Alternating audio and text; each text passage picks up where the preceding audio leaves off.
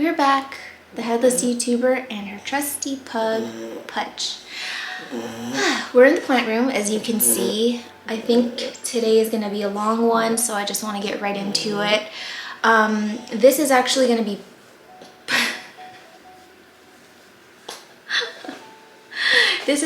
to be part one of the plant room, like the updated plant room tour, because the last time I would have really shown it in depth was the first plant room tour that I did at the beginning of this YouTube channel. Things have changed quite a bit. The plants have definitely changed, and I didn't actually show the plants last time. So this one will be a little bit more thorough. I will go in depth on the actual setup of the room, the stuff I've purchased for the room, everything in my supply cabinet behind me, all of the plants inside of my greenhouses, as well as my Mars Hydro tent. So it's a lot to do, which is why I'm breaking it up in two parts. And I know it kind of makes sense to maybe do the actual, sorry, I'm expecting a delivery, so I can't put my phone on silent. Like I was saying, I know it kind of makes sense to do like the actual plant room tour first, but truth be told, I'm not really in the mood to film that kind of content today. I woke up and I just wanted to play with plants, and I actually haven't done that in a while, believe it or not. So I'm gonna start with showing you guys what's in my two largest exos, and then part two will be the rest of the plants in my smaller exo, my Millsbow cabinet, and my Mars Hydro tent, as well as giving you a look around the actual plant room.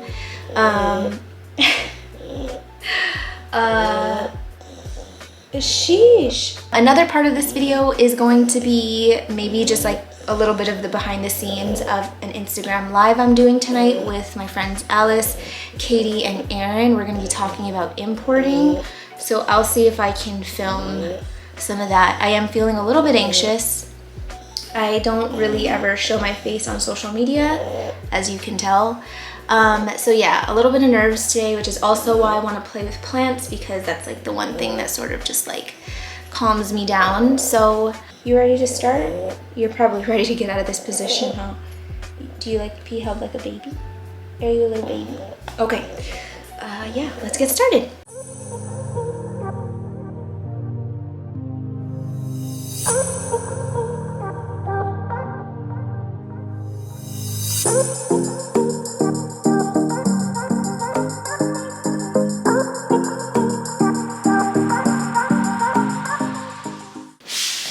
Okay, I'm gonna regret this because Alice is literally coming over in a couple hours, and this plant room is gonna be a mess, but she already knows it's gonna be messy. I'm literally just gonna start in the front and pull everything out as I can reach them. This glass door is still broken. I haven't replaced it yet, so I have to be very, very careful that it doesn't pop out. Oh my god, I'm so scared this thing is just gonna come crashing down. I wonder if I should take it out. No, I think it's fine. Is it? Alright, I'm gonna start. Pudge, chill, babe, just breathe. This is a plant that you guys have seen on this channel before. It's my pink princess that doesn't have a ton of pink, obviously, as you can see. I thought this one was gonna have pink because I saw it under here, but it tricked me. But you know what? Either way, I actually really love this plant. I love the burgundy stems and the burgundy petioles. I love the color it hardens off to. It's a very different green than a lot of philodendrons you see, and it does have a lot of those like burgundy undertones from the abaxial. So I am thinking maybe I'll chop it back, but I'm not really too pressed to force some pink on here.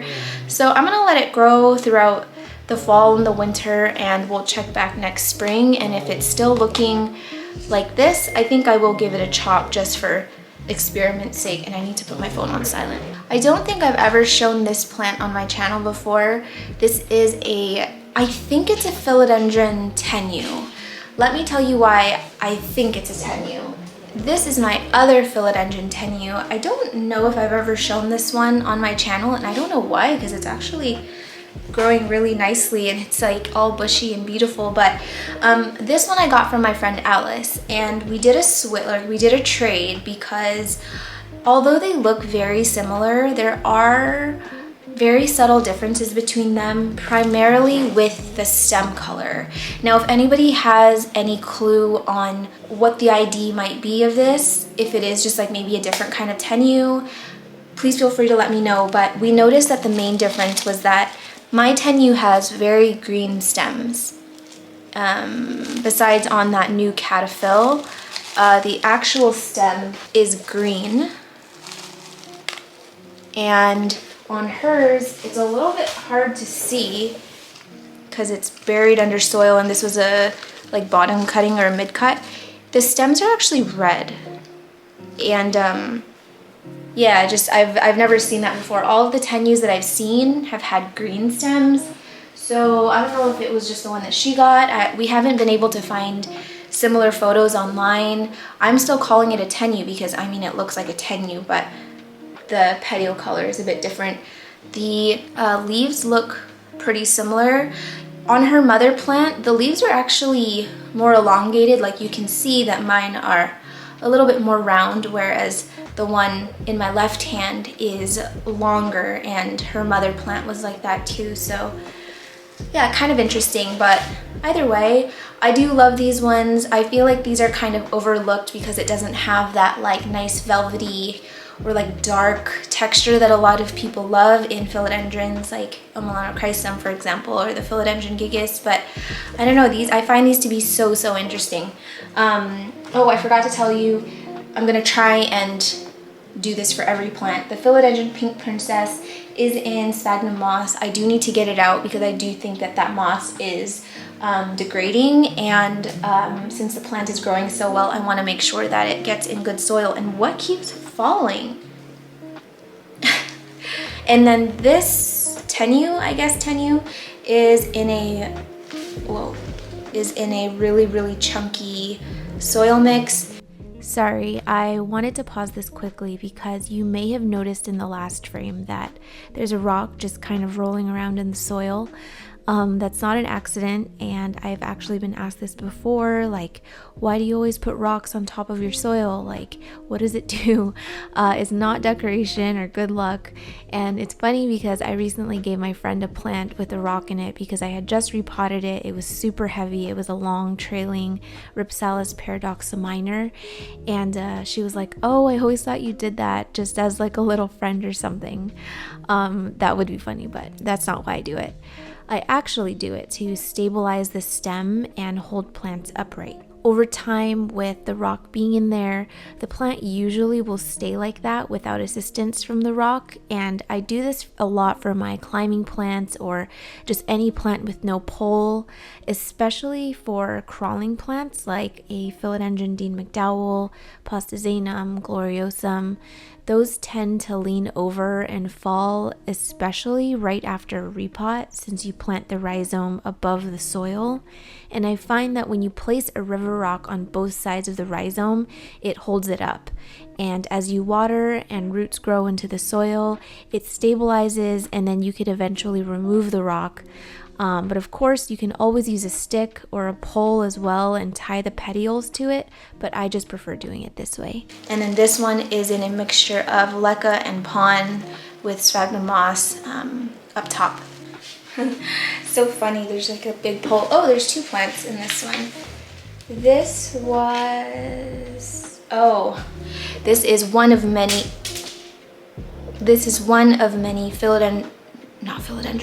Monstera sprucianas that I have. I got this one. No, this was the one that I propagated, and it just, is that scale? No, it's moss. Okay. Dropped pon. So yeah, this was a prop of a very large Monstera spruciana. This was the runner. I finally got one leaf to come out of it. Honestly, I think that Monstera sprucianas have to be one of the most difficult plants I've ever grown, and I'm still not good at it. And actually everybody that I know that has one is not very good at growing it either. So I don't know, if you have a really nice spruce, give me all your tips. I would appreciate it because I love them so much. I can't for the life of me grow them. But this was the leaf that came out of the stem, and now it's working on another. I don't have high hopes that it's not going to be a runner, but we will see. And then this is a philodendron glorious. If you don't know what a philodendron glorious is, it's a philodendron melanochrysum crossed with a gloriosum. This one is actually my sister's. I propagated this for her from one leaf, and now it's got 5. And it actually had more. Again, it kind of suffered a little bit. For a period of time, I didn't have a lid on this big exo, so there was like virtually no humidity in there. It was like 40% or something. But yeah, now that it's covered, everything is kind of growing back really nicely. And I still think that this is one of my favorite hybrids of all time. So I'm gonna miss this guy when it's gone. But yeah, this is a philodendron glorious. Oh, and again, I have this one growing in a mix of pon, leca, and coarse perlite, and it's actually growing really well. The roots are like coming out of the top, and it's just wild. So I'm gonna need to repot this one soon. Another Monstera spruciana, and typically I do not like when long vines of things kind of run around a pole. Typically I want to make sure that like the leaves on the pole is like somewhat like medium size and not just having the same amount of like small leaves wrapped around and around. But again, I am not good at growing Monstera sprucianas. I didn't want to mess with it, so I just stuck it on the pole just to see what happens. The leaves still look like they're the same size. Honestly, I give this one like prime real estate in my exo. It gets the best fertilizer. I don't know what it wants. Obviously this one hasn't rooted into the pole yet because I got it not too long ago, but I can start to see some of the aerial roots are starting to latch on, hopefully. I mean, this one isn't connected yet, but it's getting there. So I don't know, I feel like this is still one of the plants that I'm trying to understand. It's a plant that I love so much, I just don't know how to grow them. Oh, that ring light. Oh, there we go. That one is also in leca, pon, and coarse perlite.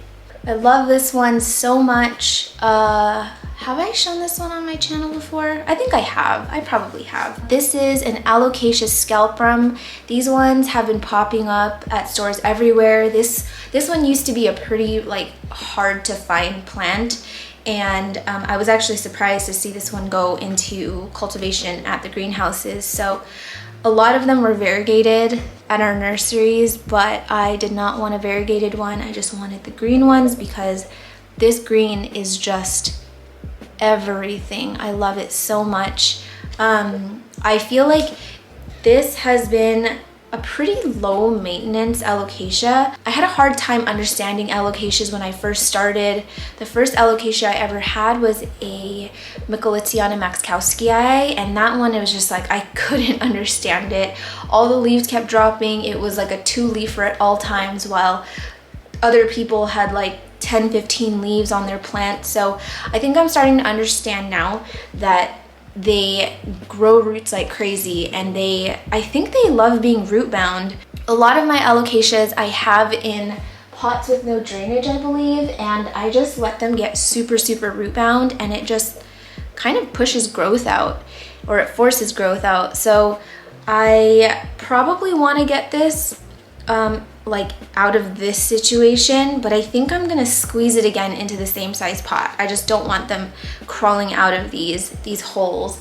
So yeah, anyway, Alocasia scalprum, if you can find one at your nursery, these ones just are so great, and they just get more beautiful as they mature. Hopefully I can start getting some nice big leaves on these. But if you look at where we started with this one in comparison to the newest one that just opened up, I mean, it's getting there. I wish I could put them side by side, but I don't want to damage them. Oh wait, here. Kind of see it? There we go. Yeah, it's beefing up. And then I actually don't know if this is a new leaf or if this is going to be an inflow or like a flower. I don't know. I hope it's not an inflow. I want another leaf. Oh crap. I see two. Yeah, darn. This is a philodendron Sodorini variegated. Lots of people say it's a virus. I don't know if it's a virus. I think I mentioned it before. I think it was my June favorites video, but my understanding is that it's damaged DNA from the tissue culture lab when they were trying to shrink internodes or something. But some people are saying, oh, that's only for Sodorini, that's not for Sodorini. I don't know what it is.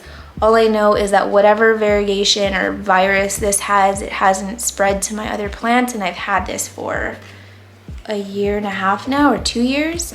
So yeah, this silver is just beautiful, especially like this one actually has no variegation compared to a leaf like this where it's like looks kind of wonky. But yeah, anyway, not much else to say about it. I do have it in mostly pond, but a little bit of leca mixed in there. It is getting quite root bound in here, so I'm probably gonna have to repot this one soon, but I think it can wait until the spring. I don't really want to touch it. If you guys haven't used a sphagnum moss pole with passive hydro, you have to do it. It's always wet, and I'm hoping that this plant attaches soon. I can't really see because it's kind of like buried under there, but I'm pretty sure it's gonna start attaching soon, and I'll start to get some size on this plant, because when I first got it, the leaves were much bigger. I've chopped it many times to give to friends, so it all reverted back. And yeah, I told myself I'm not gonna cut this plant anymore. I wanna see it kind of reach like a higher potential, and I wanna see the leaves get bigger and see what happens with the variegation. This has been one of my favorites in my collection. It will continue to be a favorite, and I love it very much. This has to be probably, is it? Okay, I'm just gonna say it. This is my favorite philodendron in my collection, and ever since I've had it, it's been a hard one to top. It's like two of my favorite philodendrons smushed into one. This is a philodendron Majestic, so it's a philodendron Sodorini, like the one I just showed you, and a philodendron Variegation. So let me put them next to each other, just to give you guys an idea of the parentage of this plant. So obviously it got this nice like silvery variegation from Mama Sodorini. It also got the petioles from the Sodorini, but it got the like, what texture is this? I'm the worst at explaining textures. Okay, it's matte, but it's also like not velvety, but it's matte. What's the texture I'm trying to think of on this plant?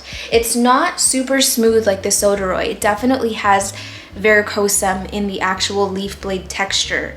And it just feels like unlike anything else. It feels exactly the way it looks. It's soft, it's like plushy, and it's just delicious. And it does have like reddish abaxials that it got from the varicosum. If you guys are wondering what this black stuff is, it's actually mycorrhizal inoculants.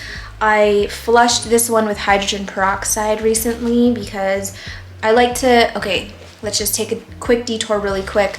I do plan on doing a very, very in-depth video on my no drainage hole potting, including showing you guys how I flush out plants, and also how I clean really, really algae-ridden plants without unpotting it. And I think a lot of people are gonna roll their eyes at how I do it, but you know what? I do what I do, and I think most people here know that already. But anyway, I flushed this with hydrogen peroxide. It's been growing so well. Like you can see, it literally has a brand new leaf on the way. It's attached to the pole now. And yeah, I wanted to make sure that it had a lot of that, you know, good fungi in the substrate. So I just kind of topped it with mycorrhizae and let it like fall to the bottom. And I'll plug in a photo. I had so many mushrooms growing at the top of it, and it was actually really cute, but there's so many remnants of it. Oh look, there's a little tiny mushroom guy right there. Do you see it? Right It's gonna be hard to see right there. So cute. So yeah, it's pretty cool. It's fully attached now. I can probably take this off, but I'm just gonna leave it just until this new leaf opens up and some of these aerial roots grow a little bit longer, because I think it's still kind of in the very like infant stage of attaching. If anyone holds me to my word, you might remember that I said I was going to change out this pole, but by the time I was ready to change it, I didn't have any moss left, I didn't have any materials for a new pole, and also the bottom node attached, and I was like, I don't want to undo your work, all your hard work. So anyway, yeah, I love this one. Just start looking at where it started. Don't mind the remnants of mushroom still left on it. But this was the cutting I was working with, and I was very, very unhopeful that my plant would like grow back into this big, beautiful thing. But I will tell you that mycorrhizae has done wonders, and liquid gold leaf has done wonders. This substrate mix has done wonders, as well as getting it on a pole. I can't express how important it is to get things on a pole when you want your leaves to beef up. I've seen a lot of people who are able to grow really, really big plants without using a pole, but a lot of the times you'll see that a lot of those growers are overseas and are in like tropical climates. But you know, if you're growing indoors, your best chance at getting big leaves on a philodendron is to make sure that it attaches. So yeah, I think that this new leaf is gonna be pretty big. This is the newest leaf on it, and when you compare it to the oldest one, there's just a massive difference. So I am very, very proud of how this has grown, and I'm hoping that by next summer it's gonna be like a big tree and I can live out my majestic dreams. This is another one of my Alocasias. I actually just showed this one recently on my plant update video that I posted last week. So yeah, no difference. I do have a new leaf coming in, or possibly an inflow or like a flower.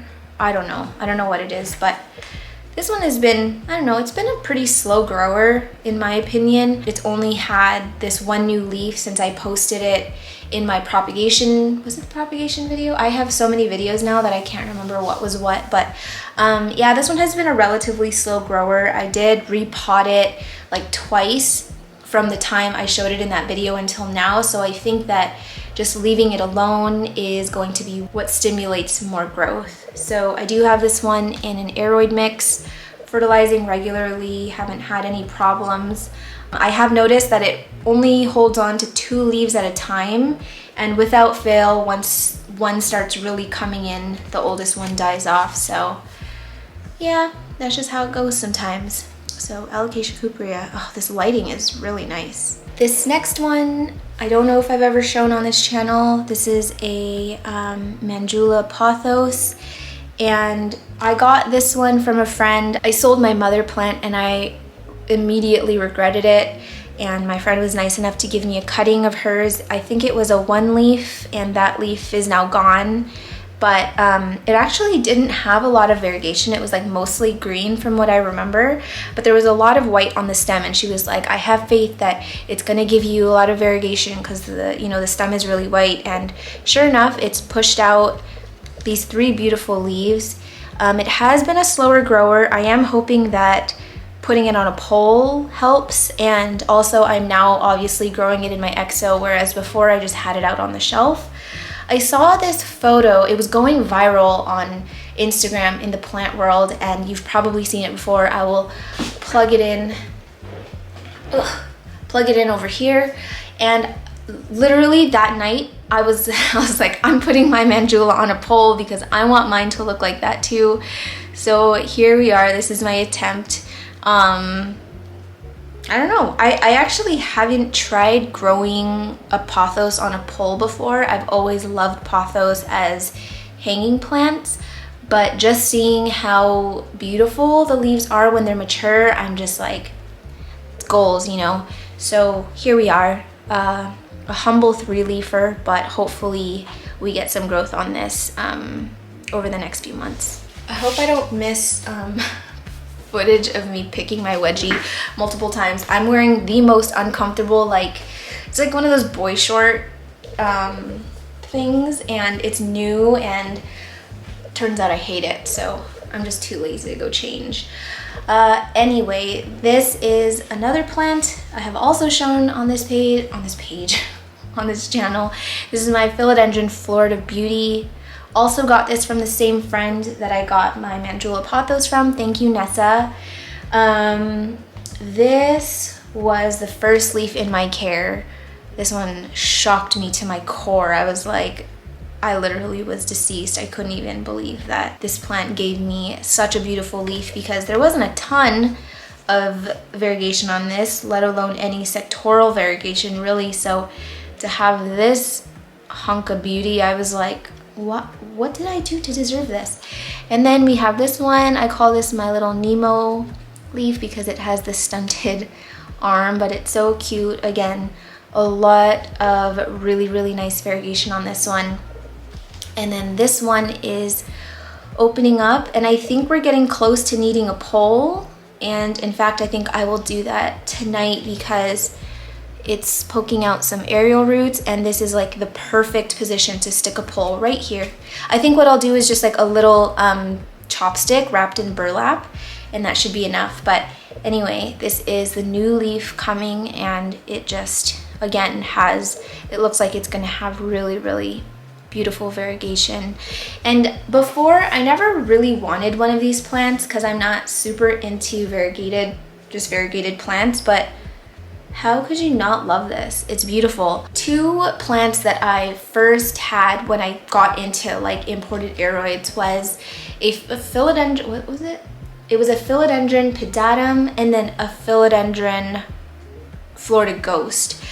I loved both of those plants so much. The Florida Ghost never gave me any white leaves. They were all green, but I still loved them so much. And I just really love plants with this kind of like leaf shape.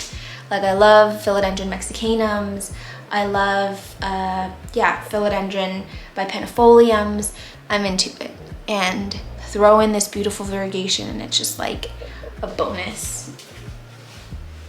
This is my impression of this plant. This is a Charmaine.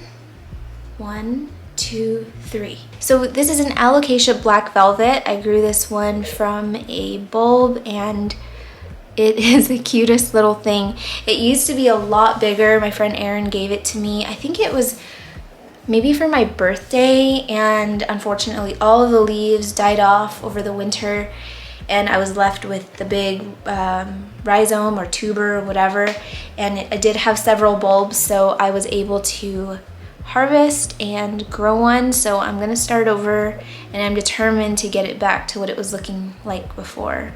If you haven't seen an Alocasia black velvet in person, obviously once they get more mature, they are black. They're not like this green color. And also it just opened up, but I do think that this is fully hardened now. But I think the next leaf should be a lot darker than this. But either way, I think it's really cute and I love it. Yuck. Nah. This is a philodendron Sodorini Af. I don't actually know the parentage of this. It does look like it has Sodorini, but it also looks like a mame, but it also looks like a Ploumanii. The petioles are round, and I don't know, it just has a little bit of everything. But it did have pretty good sized leaves when I got it, but a lot of the leaves dropped and I was actually just left with one leaf for a long time. And I mean, now it's holding on better now that it's like super rooted in moss. And look at this funny runaway root here. I think I'm just gonna redirect it, and I'm not gonna repot for a bit. I think I can wait until it's really root bound. I did have a little bout with spider mites in the exo, and actually thrips in the exo at the beginning of this year. And when I had pests in the exo, this plant was just pushing out a ton of extra floral nectaries, and It actually is very, very sticky right now. I don't know if it's gonna show up on camera, but there's a ton of EFN under here. It's a very, very EFN heavy plant. And I've noticed that when it stays on the leaves for a really long time, it kind of burns these like fungal looking dots on the front. And when it started happening to this one, I was like, I really thought it was something fungal, but then I lined up the EFN dots with the dots on the front and they matched up perfectly. So I was like, oh, okay, I guess it is that. But otherwise, I do think there was a little bit of a fungal thing going on, and I'll show you with some of my other plants that were in there. I do think I got it under control because this leaf looks nice and healthy and happy. It looks like the cataphyll is beefing up in size because the cataphyls used to be like this tiny when it was just a tiny little plant like this. Pudge, don't be the bigger person. Otherwise, I actually am not sure if this is a climber or a crawler. I'm sort of just letting it do its own thing right now. It's kind of just all growing from the same little area, and I think it's gonna climb. I think. Honestly, I think it'll do whatever I tell it to do, so we'll see. I would like this one to crawl. I find that crawling plants are nice to have since I have so many climbing plants, and it kind of balances things out so that not everything has to be on a pole, but I will do what it takes to get more of these big, delicious leaves because that texture is literally everything. My Polydiflorum definitely had something fungal going on because this one does not push out any EFN, and you can just see like how spotty and gross the oldest leaf is.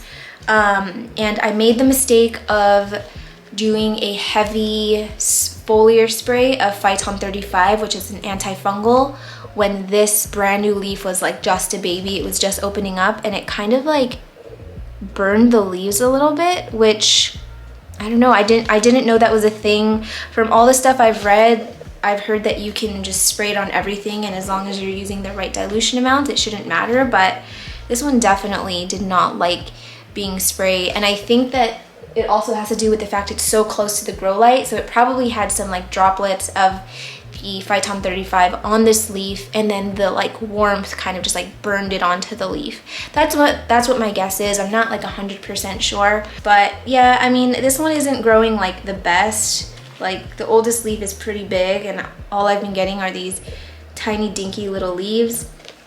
I did have it in soil before. The roots rotted off, and I put it back into moss, and now we're back with a rooted plant, which I'm very, very happy about. And no leaves dropped during that whole period where there were like no roots on it anymore. So I think this one is actually, I'm very proud of this one. And I don't know, we'll see if once it moves back to soil, we'll see if the leaves kind of beef up a bit. I do think I'm gonna move this before winter comes, maybe like at the beginning of fall, but I think it's doing fine in moss right now. This is a philodendron Postizanum silver. It did start as a very small one leaf cutting. It was this little guy that was on it, and it started from a little chunk, and it's starting to gain some size, but I have neglected this a bit, which is why I feel like it could be growing better, but I'm happy to see multiple leaves on it and to see some of that silver coming through. When the pasta silvers started like floating around Instagram, I think it's called like Postizanum silver Neve or Nieve or something. Oh, that one is beautiful. That one's still on my wish list, but I don't know, I'm not really in a buying mood these days. I just kind of want to love on the plants that I have and not feel overwhelmed with plant care anymore, because I know once fall hits, seasonal depression is gonna hit me like a freaking wrecking ball, and all I'm gonna want to do is lay in bed. So probably better that I don't get that one right away, but this one definitely kind of scratches that itch. Yeah, philodendron Postizanum silver, also in soil and doing really, really well. This is another one of my Alocasias. This is an Alocasia Maharani grown from a teeny tiny little bulb. I would say that this is probably one of my favorite Alocasias. I would say it's a pretty even toss-up between this and the Mellow, and they look very similar from photos I've seen. I don't need both of them. I said whichever one I get first, the Maharani or the Mellow. If I can get one, I don't need both. So I have the Maharani and I'm happy. They do look a lot different when they mature, and I will throw a photo up over here. But yeah, I'm pretty happy with this one. It wasn't doing anything for a long time, so I noticed that, like, because I peeled the bulb, I always peel my bulbs before I put them into the substrate, and I pulled this one out and it like had regrown like this kind of like this husk or this like brown stuff all over the bulb again. I think because it had been in substrate for so long without doing anything. So I re-peeled it and I stuck it in hydrogen peroxide to like clean off any bacteria, got it into brand new moss, and here we are. And I did move it to a mix of perlite and pond just because I want to see these leaves beef up a bit, and I like that pond has slow release fertilizer. So we'll see how this one does in the next little while. This is one of my prized possessions that I got from my friend Alice. She got this gloriosum from a local Canadian plant shop, and I think this is where it's from. She got it from them, and they were selling it as like a glorious, but they weren't glorious, as they were like, I don't know, like round form or dark form gloriosum, but hers just looked so different. And so she took a lot of like propagations from it and of course gifted me one. And yeah, these leaves are incredible. They do look very different in my opinion than my other gloriosums. This venation is just so bright, and the way it bleeds into the leaf blade, I don't know, it looks really different. And I'll see if I can find a photo of her mother plant. I'll have to check in with her just to make sure that the mother plant I'm thinking of is the one that it is, and I'll ask her when she's here today. But otherwise, yeah, this one's doing great. It's got another one on the way. It looks like it's gonna be pretty big. And this one is also in soil, and it needs to be moved out because we've got this situation going on that I need to handle. As you can tell, I'm very behind on plant care. I think maybe after I do part 2 of this video, I will do a plant chores and repotting video just to get caught up on things, because it's really hard actually to keep up with filming, work, and then plant stuff. And you know the spiel, I tell you guys all the time. I am losing my voice and my will to go on. Okay. Oh, I keep saying that this is one of my favorites, so if I say that, just don't listen to me anymore, because it seems like I'm saying it about every single plant. But I have shown this before and glowed about it, and I'm scared to glow about it again, because it seems like the trend is when I rave about a plant on my YouTube channel, it eventually eats not too long after. So what I'm gonna say is, I hate this plant so much. It's not growing well. It's basically on the verge of death, and I just hate it so much. And look at it. It's just so ugly. But seriously, like, how sometimes I just like, obviously I know how plants grow, but I'm just shook that a friend gave me one leaf.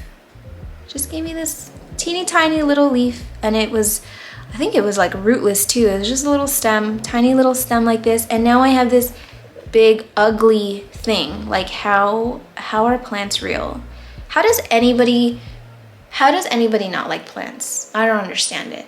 That I have a very hard time wrapping my mind around that concept, but literally incredible. I love this one very much. I will get this one on a pole eventually, because the leaves are all kind of staying the same size. But again, I am convinced that this is a Sodorini, and it's not like a Sodoroy. It's not going to get nice and big like my Sodoroy, which I'm totally fine with. But I have seen the Sodorinis get slightly bigger than this leaf, so I don't know. We'll see what happens. I don't think I've ever shown this one on here before. I do need to propagate and fix what's going on here, but this is a jade satin Scindapsus. This was actually one of the first Scindapsi.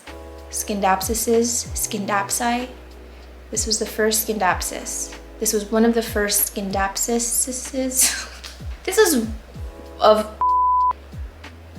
Okay. This was one of the first Scindapsus plants I've ever owned. The one I had used to be a lot bigger, but I struggled to understand how to grow Scindapsus when I first was getting into like imported aroids and just like harder to find aroids, and this was definitely one of them that suffered in my learning phase. And obviously I'm still learning, but I do know like the way around Scindapsus now. Here I see an opportunity to chop and prop. So I do think I'm gonna cut it like right, yeah, I think I'm gonna cut it. I'm gonna cut this off and get it replanted because I've got a long runner and 2 little leaves, another runner, and I think this one's just gonna keep running. So I gotta get this one under control. But I do have this one in a mixture of pond, perlite, and leca. This is my philodendron patriciae. It never hardened off green. I think it's just this color. I think it's way too close to the light even still. I actually might want to see how it grows in this exo instead, where the light isn't so strong. So I'm gonna try again on the next leaf. It does look like it's starting to, the caterpillar is starting to get bigger. So we'll see if I can get a leaf to darken off harder than this, because this looks very unhealthy and pale in comparison to like this leaf, which I do think is on its way out. This one was kind of fun though. Like it had sort of a little bit of like sport variegation, if you want to even call that. It's more of just like some weird mutation, not actual variegation, but I always think those are fun when you get little spots of it here and there. I think I mentioned it when I unboxed this in my Equigenera video, but this was a plant that I just loved and adored, and then I got it in person and I wasn't as in love with it as I thought, and I'm still kind of struggling to love it the way I wanted to love it. And I think it's because I set my expectation too high in terms of like looking at the patriciaes I see on Instagram and the ones that my friends have. My friend Jing has one that's so big and beautiful, and I will post it here. But I'm not gonna give up. I do think that once I can get some size on this little guy, I will learn to love it a little bit more. It's just, I don't know, it's just not exactly what I had in mind. But, you know, wow, that is a lot of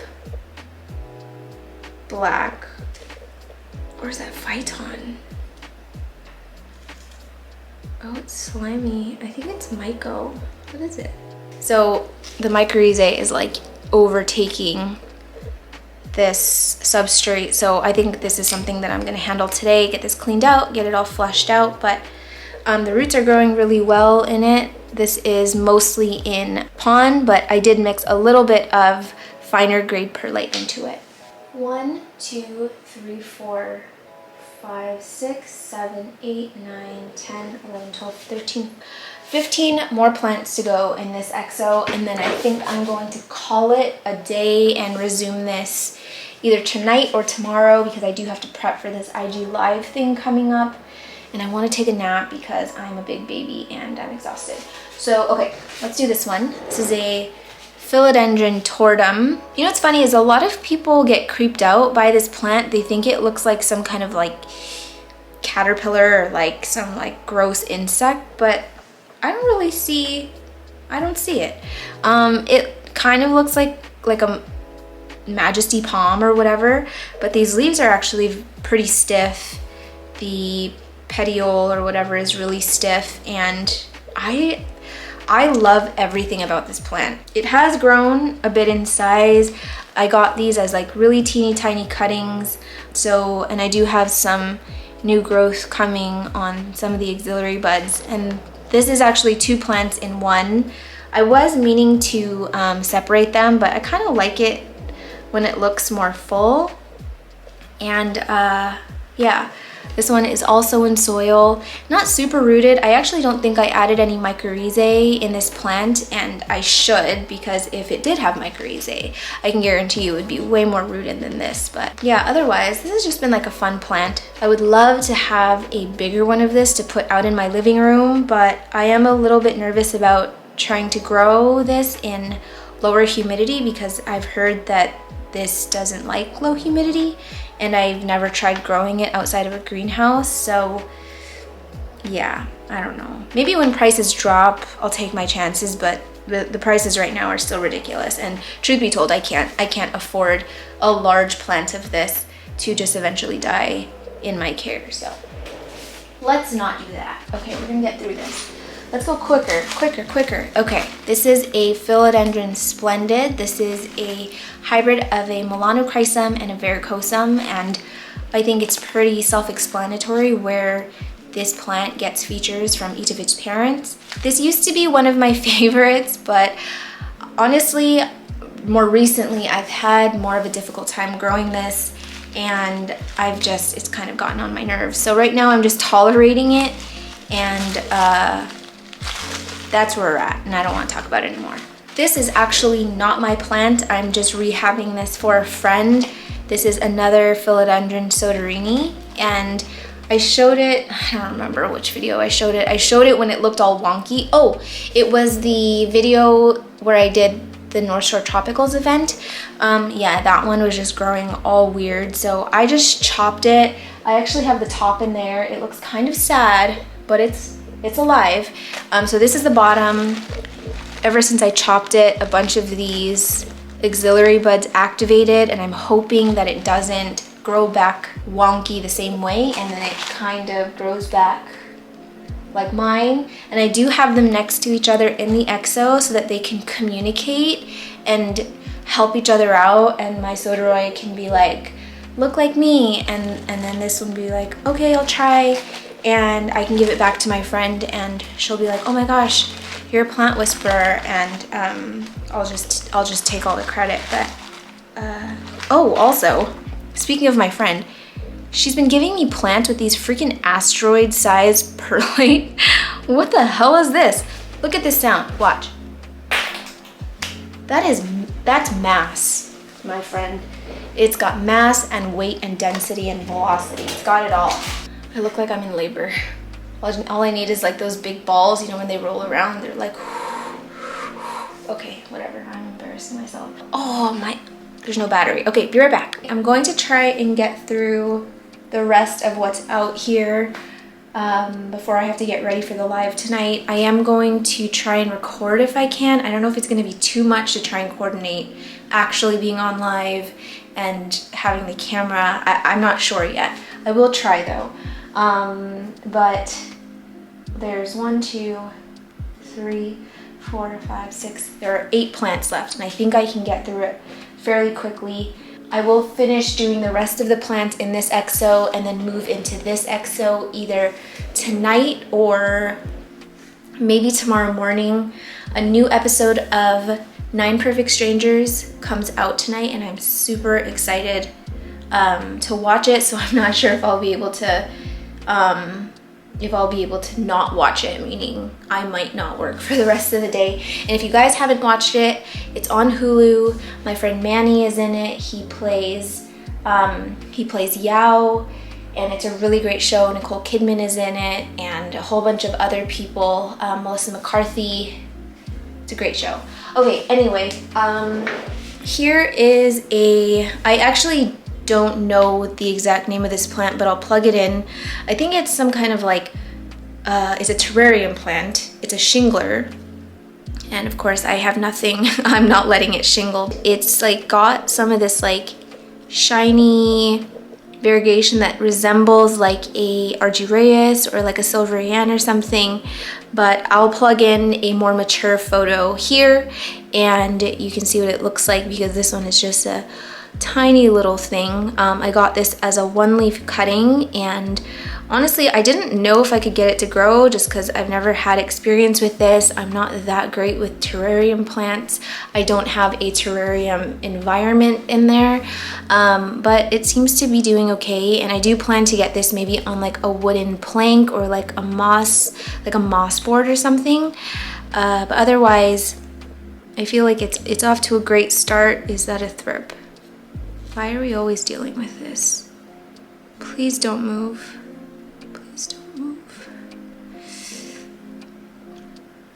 It's weird because it looks like a thrip, but it's not moving.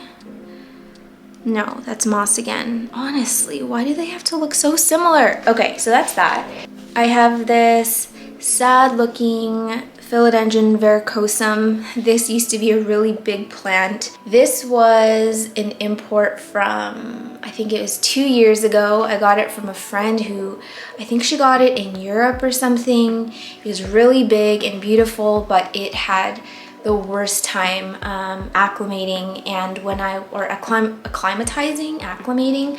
At the time when I first got this plant, I only had a Millsbo cabinet. I didn't have an EXO, I didn't have a grow tent. I literally had to like tape off the whole thing with garbage bags, and I had a humidifier in there, and I really tried my best, but it didn't make it. But luckily I was able to salvage some stems. This is it now. I do think I'm gonna give this one to my sister just because she does love varicosums. I think she loves them more than me, and this is a plant, again, that I appreciate very much, but I don't necessarily need to have. So yeah, and it is growing in moss right now, and I'm just gonna keep it in moss till I have to go to California. Oh, my little sad guy. This is a Scindapsus trubii dark form. I've heard that these can be finicky. I didn't have much luck growing the Scindapsus trubii moonlight, and I thought, let's give dark form a shot, and it's kind of been the same thing. I'm really good at propagating them. I'm not so great at letting them like just grow really nice and big. This is the oldest leaf, which is why it's yellowing. This one sort of just opened maybe 4 or 5 days ago. But I don't know, I feel like it could look better. It's weird because I didn't give this one a ton of light, but you can see the difference in the leaf color. The new one is so much lighter than what the like color is supposed to be, and I really want to see this plant get like dark. So I did move it into the EXO. It used to live on my plant shelf, and it's living at the very bottom, so it's only getting like filtered light from really far away. It's all the way at the bottom of the EXO, and again, this is 36 inches high, so more than, you know, 2 feet away from the light. So we'll see how it goes. I think I do need to get it on some kind of pole or like a trellis or something. I don't know, I'm kind of over having to like pole everything, especially when you have them in an enclosed greenhouse like that, but that's really not a priority. Yeah, anyway, this one is in Perlite, Leca, and Pon. I showed this one not too long ago. This is my Philodendron ploumanii that I grew from a chunk.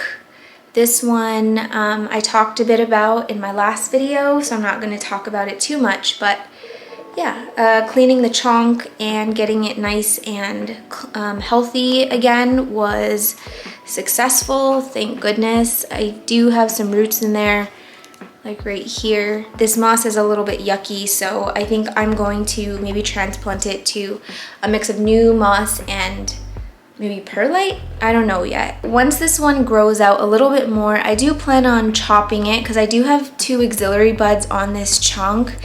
And this one is actually for my mom, and I would like to grow one for my grandma. So I've got about a little bit over a month, like a month and a half, to kind of wake up this chunk or get this auxiliary bud to wake up so that my grandma doesn't just have a stump. But yeah, I think my mom's gonna really like this one. I can't get over how cute these ruffles are. I'm gonna have to take a photo of this. It's so teeny tiny. Oh my gosh, all my plants are everywhere. I am so not gonna clean this up before Alice gets here. And that way she can like play with plants if she wants. So the next 2 that I have are philodendron melanochrysums that are actually both Rehab. So I'll show you the first one. This was my friend Erin's plant, and it was like this big, beautiful Milano, but it ran out of pole, and I think she had it outside of a greenhouse, so the leaves started getting smaller and smaller. And unfortunately, the newest leaf that came out in my care was like this small. So I chopped it, and it activated 2 auxiliary buds right here And right here, if you can see it right there, because you can see the top's been chopped off. I have the top propagating on its own. Hopefully I can get these leaves to beef up a little bit so that I can give her back a nice big mature melanochrysum, but I think we have ways to go still. And this one is also in soil. This ring light reflection is so annoying. The second Milano is mine. This one was an import. I don't actually know what these spots are from. Maybe fungal, but it's been there for a while. These are the two original leaves, and the newest leaf is much smaller, but it's still pretty decent in size, to be honest. And it is fully attached to the pole now, which is always exciting. And I'm still working with a lot of extra pole, so I think I can probably get 2 more leaves out of this pole, and then I'm gonna have to either extend it or change the whole thing completely. But yeah, you can see down here it's like all coming through, and I think that the next leaf hopefully should beef up. We're still working with petiolar sheath, so it's still in its like juvenile stage, but yeah, work in progress. This next one has definitely seen better days. This is a very sun-bleached Rhaphidophora tetrasperma that I think was dealing with bad like nutrient deficiency, and I think it was magnesium. I had not been fertilizing this with CalMag for a while, and it just looks weird. It looks really nasty. Like, look how big these leaves are. They're beautiful. I actually have another cutting of this in my living room, but this one is the mother plant, and yeah, these original leaves were just insanely beautiful when I got them. It is attached to the pole. This one, not so much. This was actually attached to the exo wall, but I think it's time to maybe get it on a new pole, get it in new soil. But yeah, like look how nasty those leaves look. And no, there's no pests, there's no thrips, there's no spider mites, nothing. I think it really is just a combination of being insanely close to that grow light, which is actually pretty strong. I think I have 2 panels in there, and each panel I think is like 60 watts or something? I don't remember. I'll plug in the specs, but yeah, I gotta figure this one out because it's really sad. Oh, and then inside of my Rhaphidophora tetrasperma is, oh, and there's a baby. Oh, this thing is working overtime. So this is a ping. That's short for something, ping something. I'll plug in the full name, but this is a fungus gnat eater, and this was the main plant, and I just noticed that it's pushed out this little tiny baby off to the side, which is awesome. And you can see it's caught quite a few gnats. So I think that I'm gonna separate this small one when it gets a little bit bigger, and I'm gonna move it into this exo. I do have a carnivorous plant in there already, but it's not working as well as this ping. And again, I'll show you all of those plants later. The last plant I'm gonna show you before I need to get ready and get out of the plant room is my philodendron El Choco Red. This one started as a stump, and I got it in a trade with my friend Hannah, and yeah, it's grown really well. I mean, considering it doesn't have a pole or anything, it is getting pretty big in size. This was the first leaf that came out of the stump. This is the last one. I did have a really, really big El Choco Red before. I actually had quite a few. I imported a ton of them. Was it this year or last year? I think I imported a ton of them this year, but I sold them all just because I was trying to get rid of duplicates, and obviously I will always sell off my imports before I sell off ones that I get from friends or in trades. So yeah, this one is from Hannah, and I love it very much. I'm gonna get out of here. It's f***ing hot in the plant room. I'm sweating my ass off. I'm going to try and take like a 15-minute power nap because I have a massive headache. And then Alice is gonna come over. I'll see how much filming I get done, and hopefully I'll see some of you guys at the live tonight. I'll try and get footage. If I don't get footage, then it will likely be either on one of our Instagrams or on Katie's Instagram, and I'll link everything below where you can watch the live if you don't get to watch it in real time. So anyway, that's it for now. I will see you tonight or tomorrow. Goodbye. Is your auntie here? Where's auntie?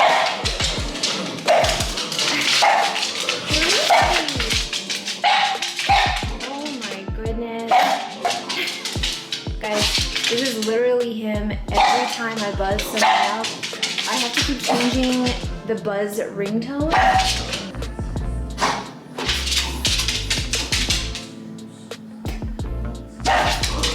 She's coming. She's coming. It's your auntie. Oh my gosh. Who is it? Who is it? It's auntie. Oh my goodness. Oh, I'm so happy. He's so happy. Oh my god. Okay, one sec. Oh my word.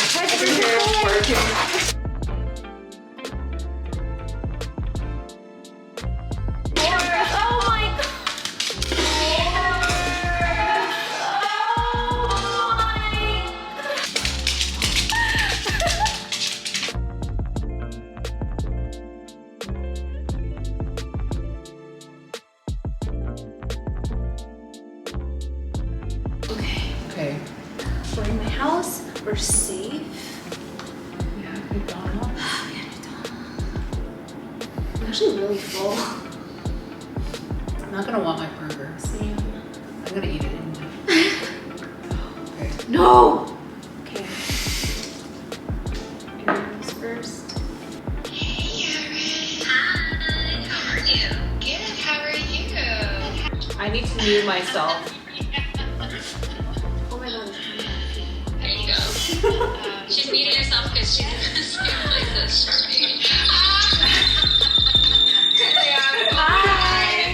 Hey everybody. Hello. So nice to see you go. Alex, you gotta turn the volume down on your phone too. Oh yeah.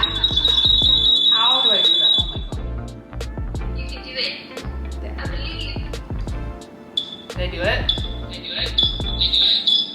Oh god. Still do that. Yeah, good man to reach the same screen. I muted myself. Oh, there you go. Oh. But I muted myself She's too. muted now. Okay. Oh god. Oh, stay back.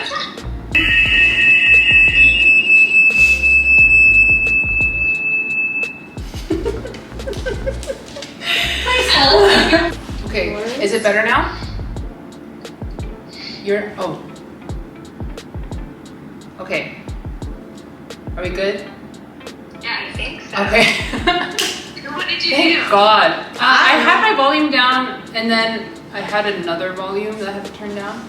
She has two volumes, apparently. Confusing. But we did it. Sorry. I like it. So you guys did good on your framing. So you're like sitting right beside each other. Yeah. No kidding. Amazing. Well, I see we have lots of people joining us, and it is 9 o'clock Oh my Eastern goodness. time, 6 o'clock Pacific time. So let's get started. Yay. Hello, everybody, and welcome to the Plant People panel. My name is Katie, and I'm your host for tonight.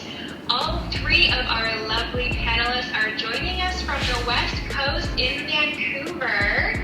We're starting with our OG panelists, Erin, Unruly Botany. Hi, Erin. And then we have Charmaine from Unplanned Parenthood, and Alice in the lower left-hand corner from You Don't Even Grow Here.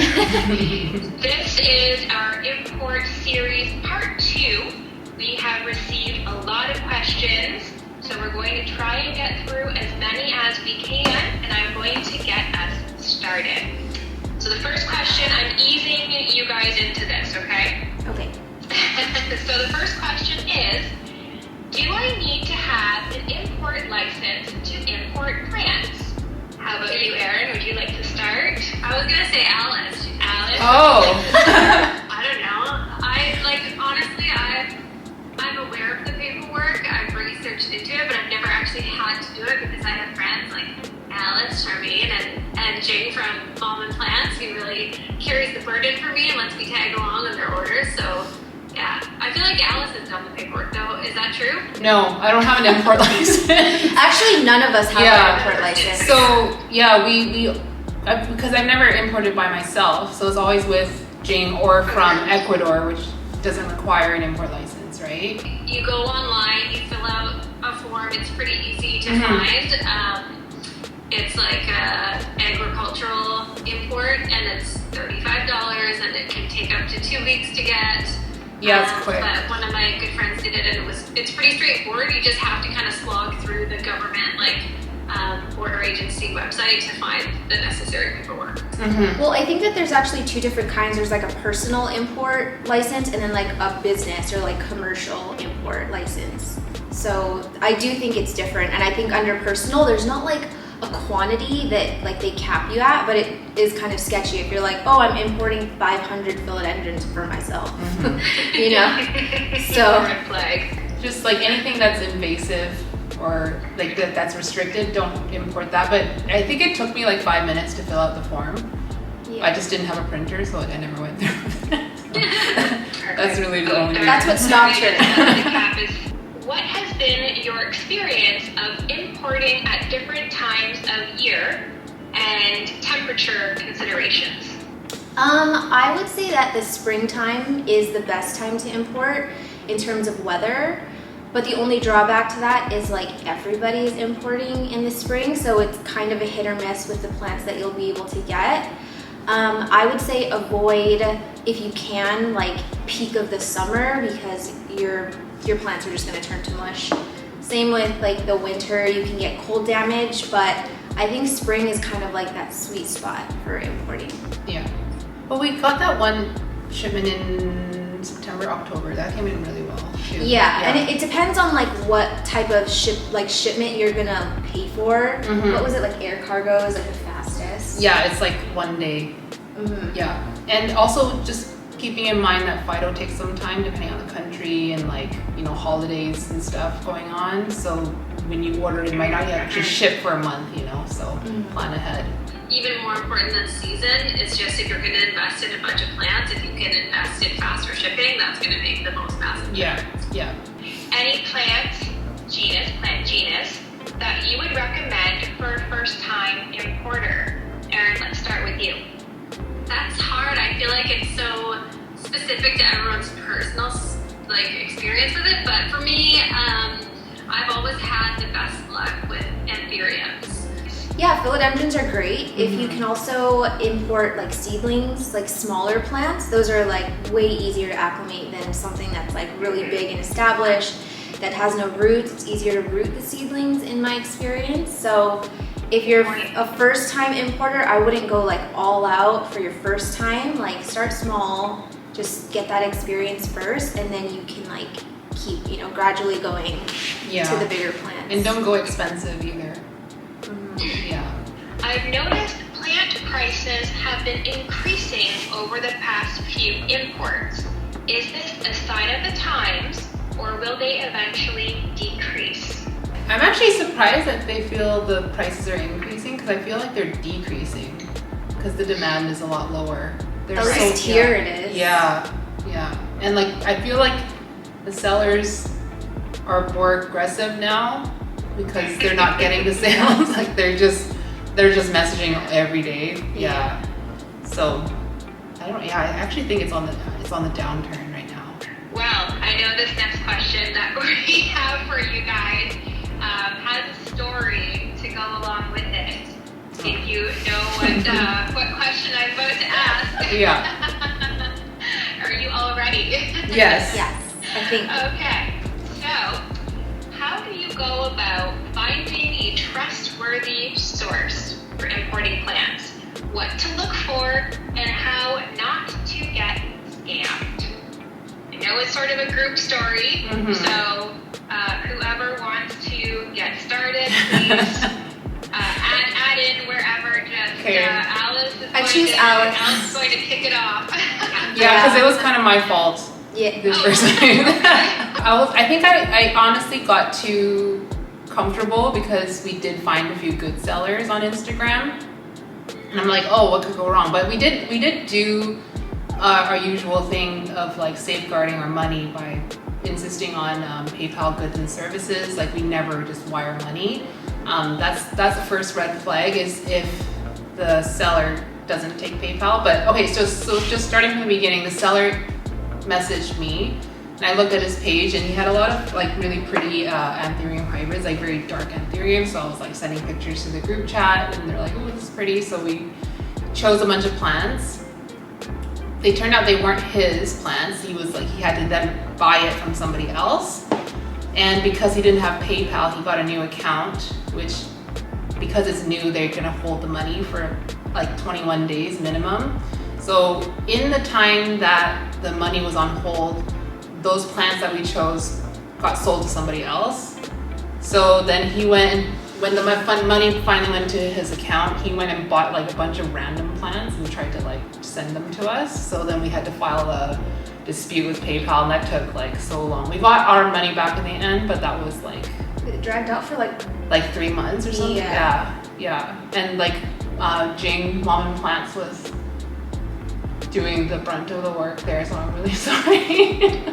Is importing plants worth the risk? Erin, let's start with you. Is it worth the risk? I think yes, but I think it depends what your priorities are. I totally think it's worth it. I would say that half of the plants in my collection have been imported, and I've been able to share a ton of plants with friends. I've basically cut every single plant that I have and propagated it for my mom and my sister that I'll be bringing back to them. So like being able to give them plants that they don't have access to and like them not having to pay for it, like, I don't know. It's worth it to me. It's just really fun. This is like my only hobby. It's so so fun. Mine too. I actually find it kind of interesting that a seller would ship it in Coco Core. Yeah, I've never had core. Yeah. Hoya thing? Cool. Oh, Maybe? I mean, also another reason to take it out of the substrate is, do you remember with my El Choco? Oh yeah. I was cleaning out a new import. I had this huge choco chunk. The chunk was like this tree. big. Really? I cut that bitch in half, and I cut a grub. It was a lie. Oh, This bad. Charmaine. It was so That was sick. juicy. It was juicy. Like it was thick. She was big. It was ugly.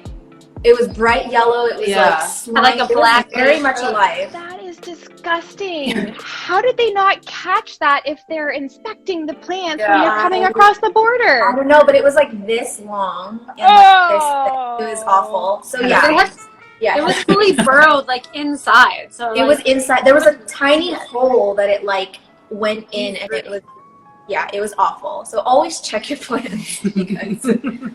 There were all these theories because I didn't see the hole originally, so I'm like, was it born inside here? I was so confused. We all had these theories about how this grub got inside of it, and when someone was like, "There's literally a gaping hole in the top," I was like, "Oh." What are plant community gatekeepers?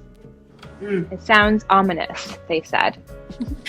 You're all Charmaine, go. smiling and smirking. Yes, Charmaine, how about you start us off? Okay, well, if you're offended by this, then I think you're plant community gatekeeper. So I don't know whose problem that is.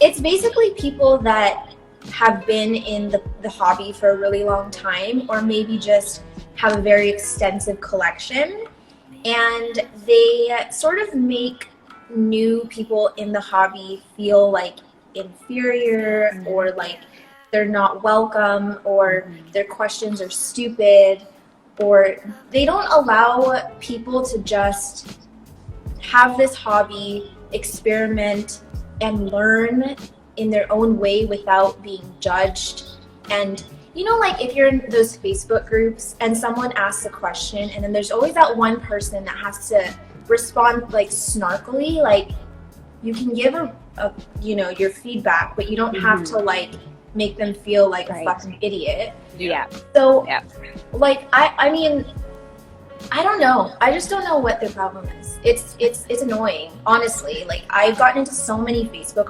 arguments because I can't stand them, and I had to leave so many groups because I just can't stand it. You know, and you know it when you see it. They're the ones that are always in like the plant groups that are always making sure that you know that they have like the rare collection. They know what they're talking about. Yeah. They're the ones that tell you that the things that you're doing is wrong, and I just don't agree with that. Like, even if you don't like the way someone does something, just fucking let them. Just let it be. Just fucking let it be. Yeah. Like, it's my plant. Like, why are you so concerned about my plant?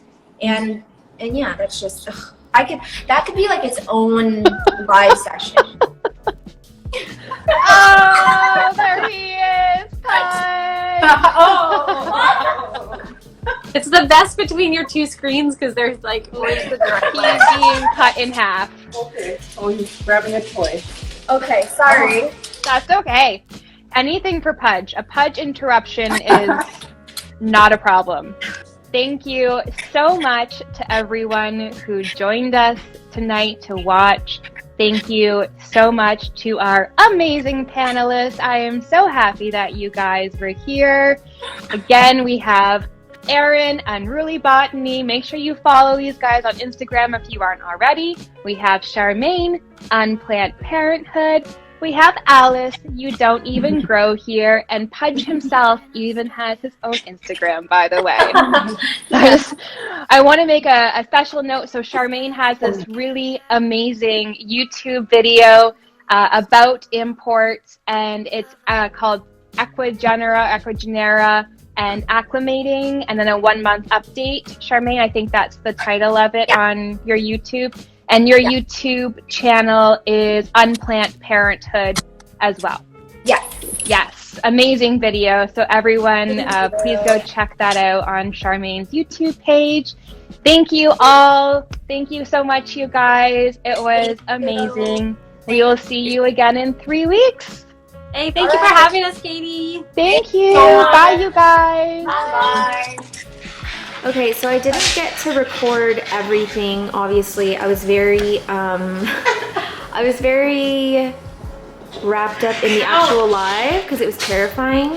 But I think it went okay. I think it went okay. How do you think it went? I don't know, I'm hot. It's all a blur. That was an hour. I know, that went by so fast. I think you guys did awesome. You did okay? I think you did, yeah. It seemed like you guys were having fun. Did it feel awkward? No, like, did I look awkward? Uncomfortable? At one point, you were both scratching your arms. Ah! Well, we gotta coordinate this stuff. Oh, yeah, I know. Hey, you scratched, then I scratched.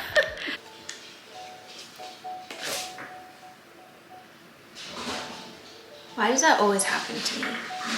If you guys haven't had one of these before, they're so good. Don't mind background noise. Vince is home. He's doing his thing around the apartment. And I just want to finish filming because tomorrow's Thursday. This is going up on Saturday.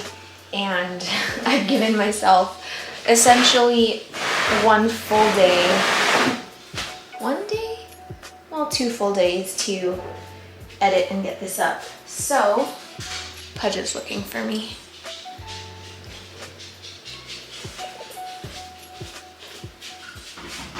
Hey, I'm in here. Do you want to say hi? Do you want to say hi and tell them how your first Instagram live went? Oh man. I don't want him to barf, he just ate, but we finished the Instagram live not too long ago. I'll try and insert some snippets in here, or you can go to this Instagram and watch it back. It was really fun. And Pudge made an appearance and everyone loved him. Okay, so where did I leave off? Let's finish all the plants. Don't look at my butt. Let's finish all the plants that are in here first. Pudge, you have to make up your mind if you want to stay in here and film or if you want to go with your father, but I'm going to close the door. So the next plant we have is a very sad looking philodendron nigritans. This one dealt with a little bit of root rot, a little bit of a fungal thing, but it's kind of looked like this for a while, and I was tempted to just chop off all the leaves because I didn't want to look at it. But I'm glad that I didn't, because now it had the energy to put out a brand new leaf. And yeah, I think it's on the up and up. This one is in a mixture of coarse perlite, leca, and pon. All of this black stuff here is mycorrhizae. And there's not really much to say. At one point this was like my favorite plant, and then I neglected it. And now that it looks like this, I just feel so bad for it, because all of these leaves were like pristine at one point. And I think before I had it in moss and it didn't have drainage, and that's when I didn't have as strong of lights in this big exo, so they weren't like photosynthesizing as much, since there's no natural light in this plant room. So it was really depending on that light to like use up all the water in the moss, and of course it didn't. The roots rotted, and yeah, that was that. So I am glad to see a new leaf on this. New nigritans leaves. How come I keep saying leaves? New nigritans leaves have to be one of my favorite philodendron leaves while they're unfurling. There's nothing like them. They're like bubblegum, and they are beautiful. And I think I might have taken a really good photo on my Instagram before, and I will insert it if I can find it. But yeah, not much else to say about that. Oh, next one is a sad looking philodendron gigas. I recently transplanted this from, what was it? Moss? Yeah, I transplanted it from moss to soil. Just looking at the way these leaves look, I can guarantee you this has root rot. Like, guarantee you. Should I take it out just to show you? No, I don't want to make a mess.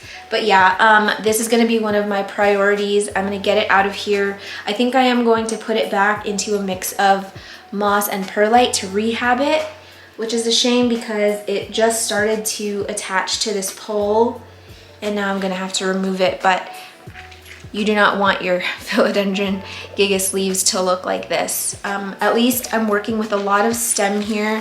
It doesn't look like the rot has gone too far. I do think it's purely root rot and not stem rot. Fingers crossed. Yeah, that's that. And this leaf has been closed literally for like 3 weeks, and I don't actually think it's gonna open. Yeah, tragic. I wish I knew the names of all 3 of these that I'm about to show. Ah, don't look at my butt. This is the first orchid I ever added to my collection. I don't actually know the name of it. I just loved it because it was very strappy and beautiful, and honestly I thought it would be dead by now, but somehow it's alive and it's even pushing out new growth. I do think I'm gonna get it off of this piece of, what is this? Corkwood?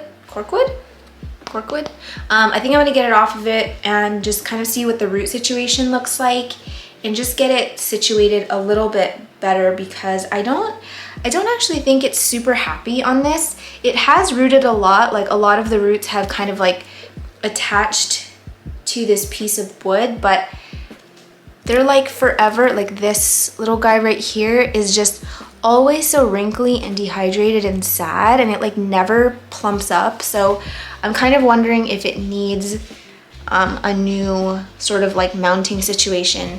If anyone has any recommendations for how I should remount this in regard to like substrate or using moss or whatever, I would be super appreciative. I know nothing about orchids, like nothing at all. Pudge is like heavy breathing outside of the door. Okay, I'm gonna open the door, but you have to make up your mind. Jeez Louise, kid. This next plant is also an orchid.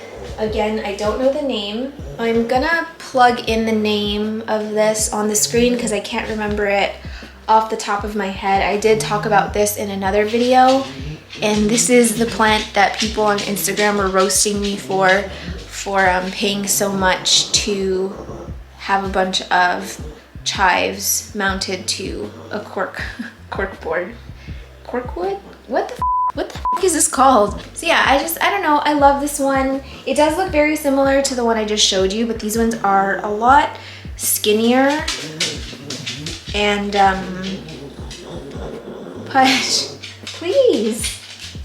Honey, no. We gotta be a little, oh! Well, look at that. Brassivola cuculata.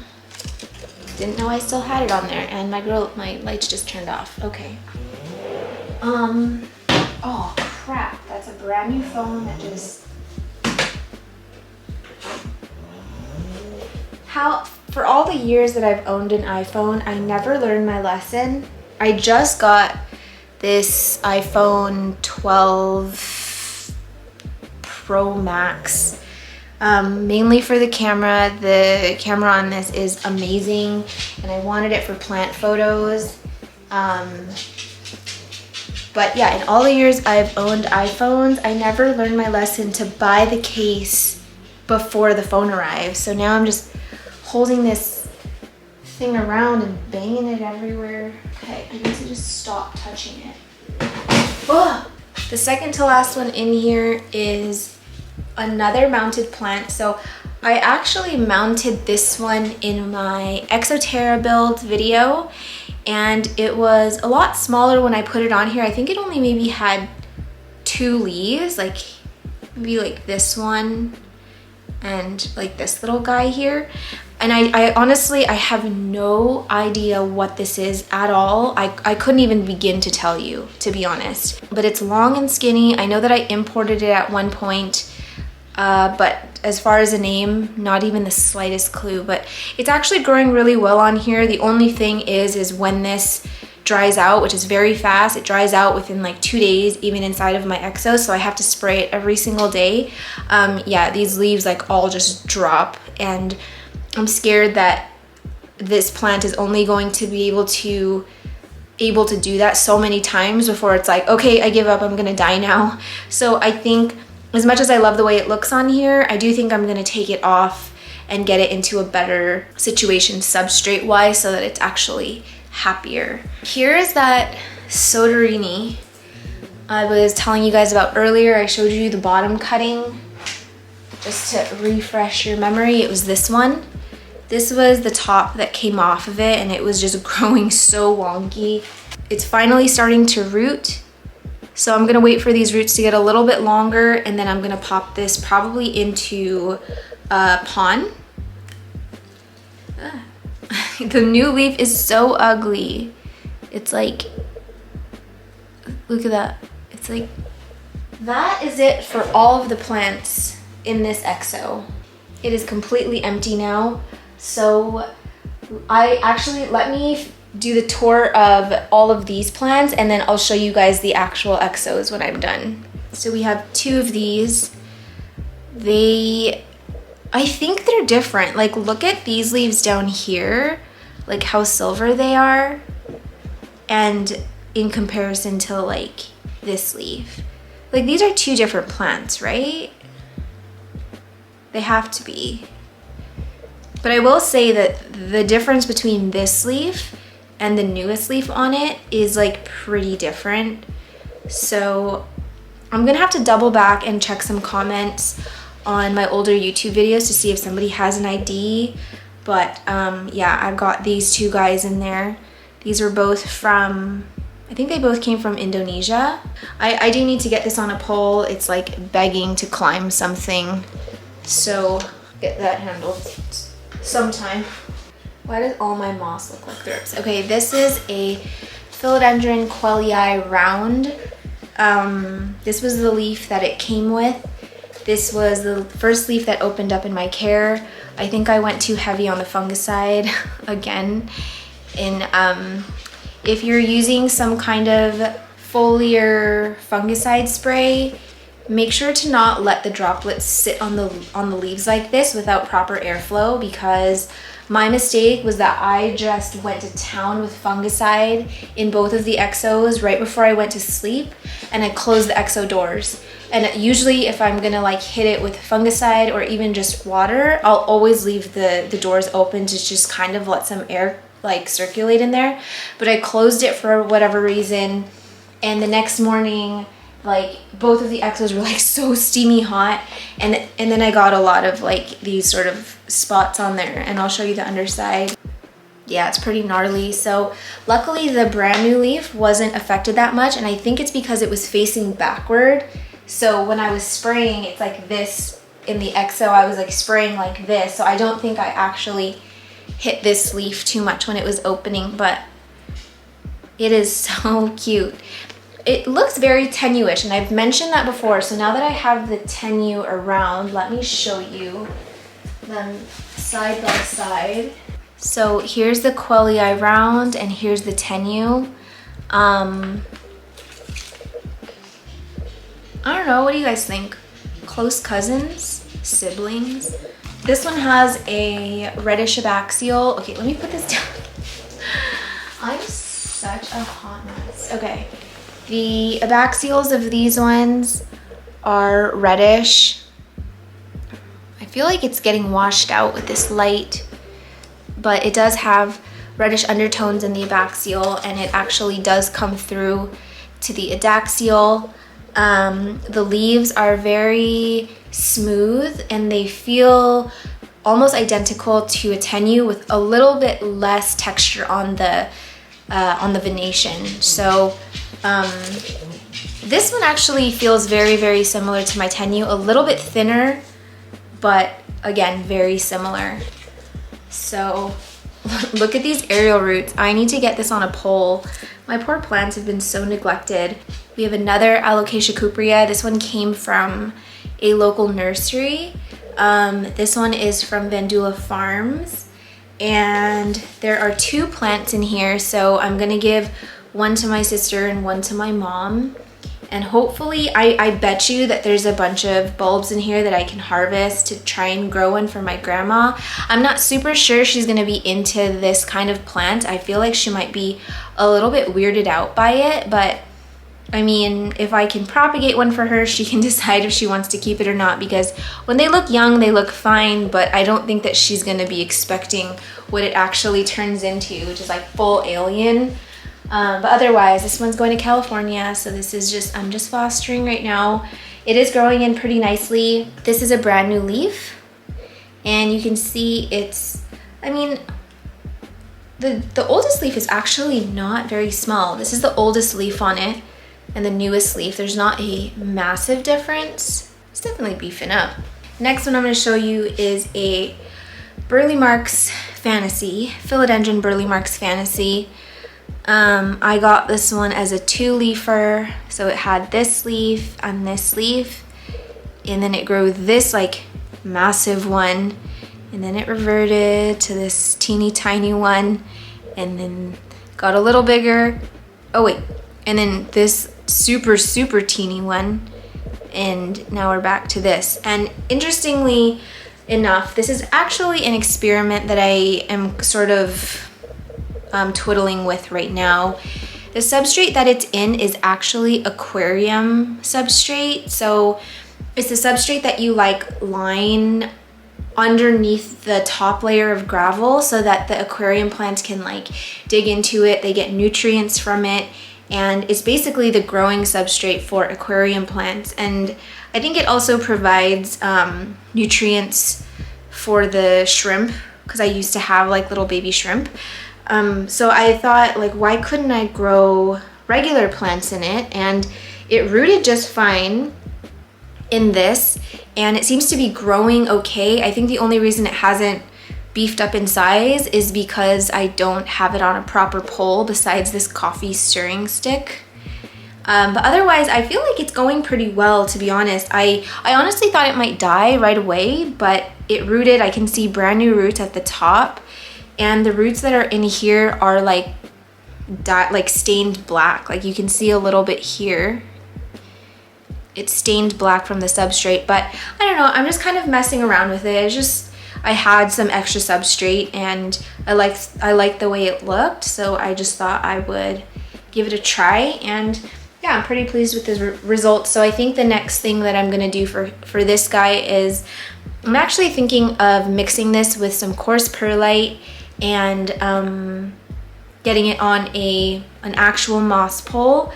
And I would love to see if this plant will grow in that substrate long term, which I think it will, because I've actually heard of people using this substrate to grow aroids in, like just this substrate, which I don't think I'd ever do that because it's actually really expensive. But I don't know, it's been a fun experiment. This one is a philodendron Emeraldense narrow form. The original leaf that I had is no longer on this plant.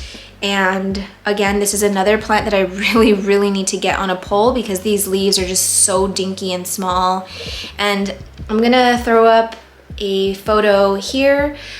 This is probably one of my all-time favorite philodendrons. It reminds me of a Patriciae, and I actually like it more than a Patriciae. I haven't really seen a lot of them around, at least in Canada, or I don't see like a demand for it.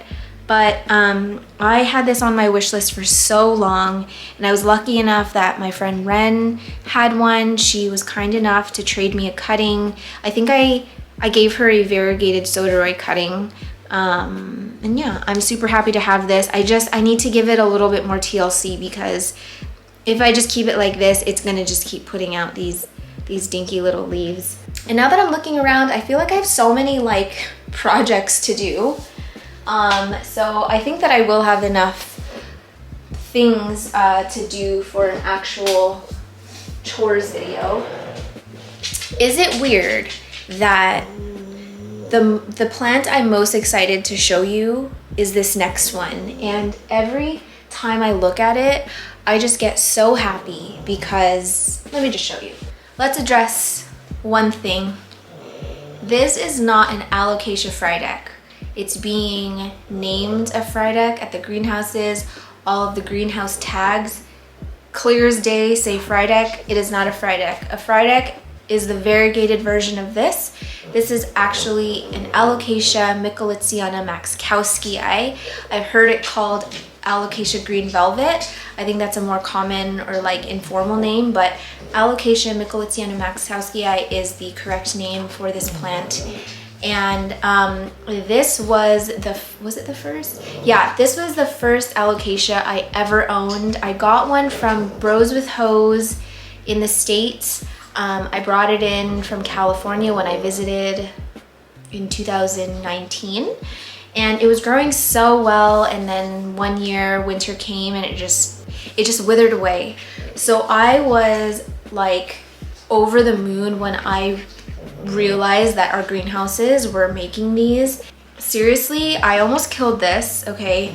I got it as a smaller plant, and all the original leaves have already died, and I was left with one single leaf left. And I stuck it. I was like, no, I don't want to lose it. I'm gonna give it prime real estate in one of my exos. And sure enough, like, look at this. It's insane. It's beautiful. Like, no matter how many like exotic or rare, whatever, alocasias I come across, I feel like the maxkowskii will always be near and dear to my heart. I feel like this one will always be my #1 favorite alocasia of all time, and I'm just so happy to have this. I need to photograph it. Look, they're like well, don't mind him. The triplets. I do still have it in the original soil it came in, mostly because I'm too scared to touch it. Alocasia roots scare the shit out of me, and now that like it's even pushing out a secondary plant, like there's a totally separate plant pushing out from the bottom here, which probably came from a bulb at the bottom. I don't want to touch it. It's doing well. I'm fertilizing this actually weekly, a very diluted amount of liquid gold leaf on a weekly basis, and it has rewarded me, and I'm so happy. I'm gonna post this tomorrow on my Instagram, I think, if I can hold it out far enough. On that note, I actually have a second one. This one is going to my grandma, I think. There's another leaf coming. This one again, cut it down to a stump. You can see one of the leaves that I cut off. This one opened up maybe a week and a half ago. Working on this one. This little bulb is hanging on for dear life. But I'm hoping that with the conditions in the EXO, it'll continue pushing out growth and it looks like the other one. But honestly, I'm not going home for like another month and a half, so only time will tell what it looks like. Oh, I actually totally forgot. I pulled this one out to show you, but I wanted to grab my phone because I forgot the name of it. So this is a Microcerum thailandicum, and this is, I believe it's a terrarium plant. I have not really done anything special with this besides the fact I moved it out of moss and into pond. It's pushing out new growth everywhere. It's kind of hard to see. There's like little fronds coming in all over down at the base. This little leaf here is brand new. This one is brand new, and truth be told, I'm just surprised it's alive. It's weird because on camera it looks so green, but in person it's like blue and like iridescent. Is that the right word? Like, think about like a mermaid's tail, like, you know, like when you like go like this in the light and it like changes colors.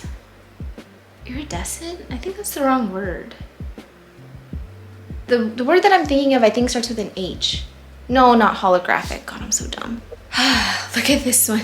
This is an Epipremnum pinnatum albovariegata with a fungus gnat permanently attached to this leaf. I have gone through hell and back with this plant. Look at this stem. It is all white.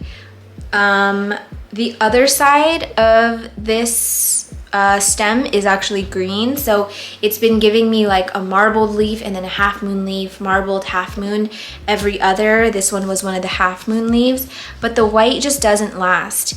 And I've gotten questions about how you can prevent the white from turning brown, and honestly, in my experience, it's almost impossible to like have a guaranteed way of not having it brown. It just, you know, there's no chlorophyll, it's not photosynthesizing.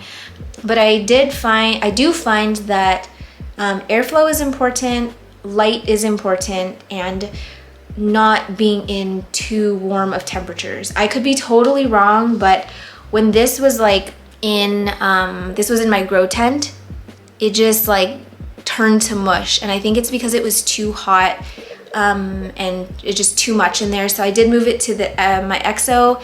It pushed out this leaf. It has a good amount of white and it's still holding on strong, whereas this leaf, when it opened up, it had maybe been open for like 2.5, 3 weeks, and then it was already turning brown. So anyway, yeah, it's funny. This was supposed to just be like a temporary moss pole, but now it's like completely attached, and you can see like all the roots are hanging on, and it's even found its way back into the substrate. So we're on this pole for a while. Next one is an Alocasia silver dragon. I think this is my last, oh no, second to last Alocasia in my collection. This was one that I wasn't really dying to have, but I got it as a one leaf bulb from my friend Nick, who's downstairs. I don't know, Nick is new to the aroid world. He had only really been collecting like outdoor palms and just plants that you can find at the nursery, and I sucked him into the world that we are all in, and he never turned back. And so I thought it was really cool that he went from being where he was at the beginning of the pandemic and being where he is now, where he's got like this plant room with exos stacked on top of one another. He has a way cooler collection than I do, and he's like propagating and growing plants from bulbs, and I was just so happy to like have a plant from his that he grew himself. and it just meant a lot to me. So I actually have a lot of sentimental attachment to this plant now, and I've actually really grown to love it. I think that they have been selling this in our local nurseries, but again, it's not, I don't look at this plant and just think like, wow, like I have to have it, it's so beautiful. It is a cool alocasia, I will say that. It has been more resilient and hardy than, ew, what is that? Ew. It has been more resilient than a lot of the other alocasias, but again, sentimental attachment. I love this plant so much, and my camera's dying. It is 9:33 now. I usually don't film at night, but I'm working basically like double time starting now because I mentioned before I'm gonna try to go back home in October, meaning I'm gonna need to put together 3 weeks worth of YouTube videos prepped in advance for when I go. And I'm just honestly, I'm super exhausted. But anyway, I want to go to bed. I'm already in my PJs and my eyes are like so heavy, but I just want to finish filming everything tonight. Just get it all done so that tomorrow I can sleep in a little bit and then just have a full day of editing. So I'm gonna power through the rest of this quickly before my camera dies again. It got super rooted in the substrate. I'm just gonna leave it. So I'm not gonna go too in depth about this. I already talked about it. This is an Alocasia scalprum. This one is for my sister. It's a smaller one than mine, but it is gaining some size considering it started from this little thing. If you look at, I just always love comparing the size difference. It's always just so fun. Growing plants is just so fun. Okay, so that's that. I think last time I called this a Syngonium pink spot, but it's a pink splash, I think. This new leaf is gorgeous. It's actually coming out a bit more pale on the camera. It's a lot pinker in person. I'll see if I can remember to take a photo of this leaf tomorrow, insert it here, and edit it to show what it actually looks like in real life. Okay, so this is a Monstera Thai constellation. Not much to say about this one. Since I do have a larger plant now, I think I'm gonna give this one to my mom because the one that I was growing for her, it just melted in my EXO. There was 2 days where I didn't have my tent on a timer yet, and the lights were just running for 2 days, and it was warm in there. It was hot, and so many things melted. I'm sorry, Mom, but yeah, that Thai just was one of the first to go. So I'm glad I at least have this guy. I just want to bring something for her. We are working with a very dicey stem. Like, look how teeny tiny that stem is. That's all. That's it. If this rots away, it's toast. So I am trying to keep it over the substrate so that it's getting some air, it's not under the substrate. Roots are great, not worried about that. And this little baby bump is actually getting a little bit bigger, so I think I might get one more leaf before winter comes, but if it can just stay like this until I bring it to her, that would make me very happy. I showed this plant in my North Shore Tropicals video. This is a philodendron SP Columbia. It's amazing. I feel like this is one of the like trendy plants, and I'll tell you right now, I 100% wanted to add this to my collection because I noticed so many people that I follow on Instagram who are overseas were posting about this. And I fell in love with it, and I was really happy when my friend Lauren told me that she had imported some of them, and it's just been, yeah, it's been really great to have in my collection. And every time I see it in my EXO, I just get so happy. Okay, I turned down the light just a little bit. I feel like you can see more of the plant now. The leaf texture is very interesting. It feels very much like a Ploumanii. What is this? It's kind of like almost leathery, like a very, very thin leather. It's very soft. It's very smooth, but it does have that subtle like leathery feeling. That's the only thing I can describe it as. Yeah, this is an incredible, incredible plant. If, you know, you're one of those people that are like, I'm not gonna give in to the hype. If you're gonna give in to any of them, please let it be this plant. This is just, it's so beautiful. And I actually wanted a round form Plowmanii for the longest time, and I haven't been able to find one.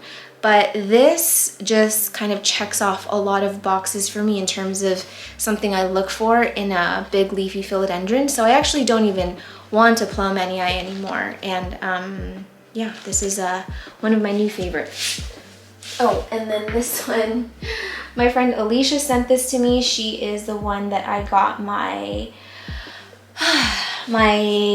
potting mat from. This is a variegated Heteroecium var oxycardium, and the first leaf was very, very lightly variegated.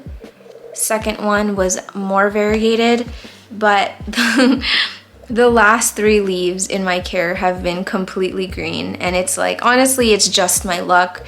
And she's super sweet and was like, I'll send you another one, but I don't want to take another one. If anything, maybe I'll just chop back and see what happens. But I kind of felt like it would revert on me just because that's sort of the luck that I have. But otherwise, it's a cute plant. I still love it all the same. This one is just I think this is a Ludicea discolor. I've shown this on this channel before, I believe. I would say that this is probably my all-time favorite jewel orchid. It's hard to see it on camera. You can kind of see it. There's like this hint of like blue on the leaf where you can see it in certain light. You can kind of see a little bit down here. This plant is just, it's so beautiful. It's incredible. I got this one from my friend Erin, and it struggled a little bit. I'm not gonna lie. I thought I was gonna lose it. I think the original plant that I had was just this, and then it just grew this random little side stalk here and gave me all of this new growth. So I'm kind of hoping I can get some more growth down here or maybe along this stem to make it a little bit bushier. It did have a secondary growth point coming up, like as a second plant, but unfortunately that one didn't make it. I don't really talk about this plant a lot on my Instagram. I haven't really shown it a lot on my Instagram, and it's mostly because I feel like I can't capture the part of the plant that makes this so beautiful to me. I can't get it on camera. I can't get that sort of sheen that this has, how like when the light reflects on it, it changes color. It's so beautiful. So yeah. Oh my goodness, almost done. Getting so close. And I'm actually sweating. It's so hot in here, but I'm only wearing a sports bra under here. I also showed this one on my Instagram before. This is an Alocasia watsoniana. And yeah, that's it. It's growing in pond. Hasn't given me any new growth, but again, I also just got this, and it was a rehab, and this was the first leaf after rehabbing. I didn't grow this leaf, my friend Erin did, but I guess we'll just see what happens. I can see something wanting to start to poke out of here, so we'll see if it wakes up or if it's kind of dormant for like the rest of the year. I do hope to see another leaf though. That would be pretty cool. This one is another one of my favorites. I need to stop saying that because I've said that about like 50 plants already. This is a Rhaphidophora pertusa, often confused with a Rhaphidophora tetrasperma. They're actually very different. Pertusa has sort of a more elongated, narrow leaf.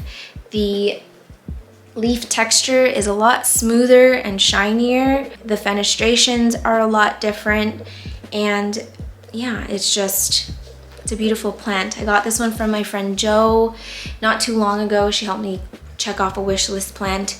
It was a much bigger plant. It's weird because I guess I reverse shocked it, whereas like it went from dry conditions, just kind of natural light, and then it moved into an exo where it was really humid, all artificial light. There's a humidifier going in there. It was very, very humid, and literally almost the entire thing turned to mush. Like the stem just shriveled up. The outside, surprisingly, was still green, like the outside of the stem, but I noticed that it was wrinkly, so I squeezed it and just all of this like just gunk poured out of it, and it was completely like mush inside, but the outside was still green, which is why I didn't notice that it was rotten. I lost so many nodes. I think I lost like 8 or 9 nodes.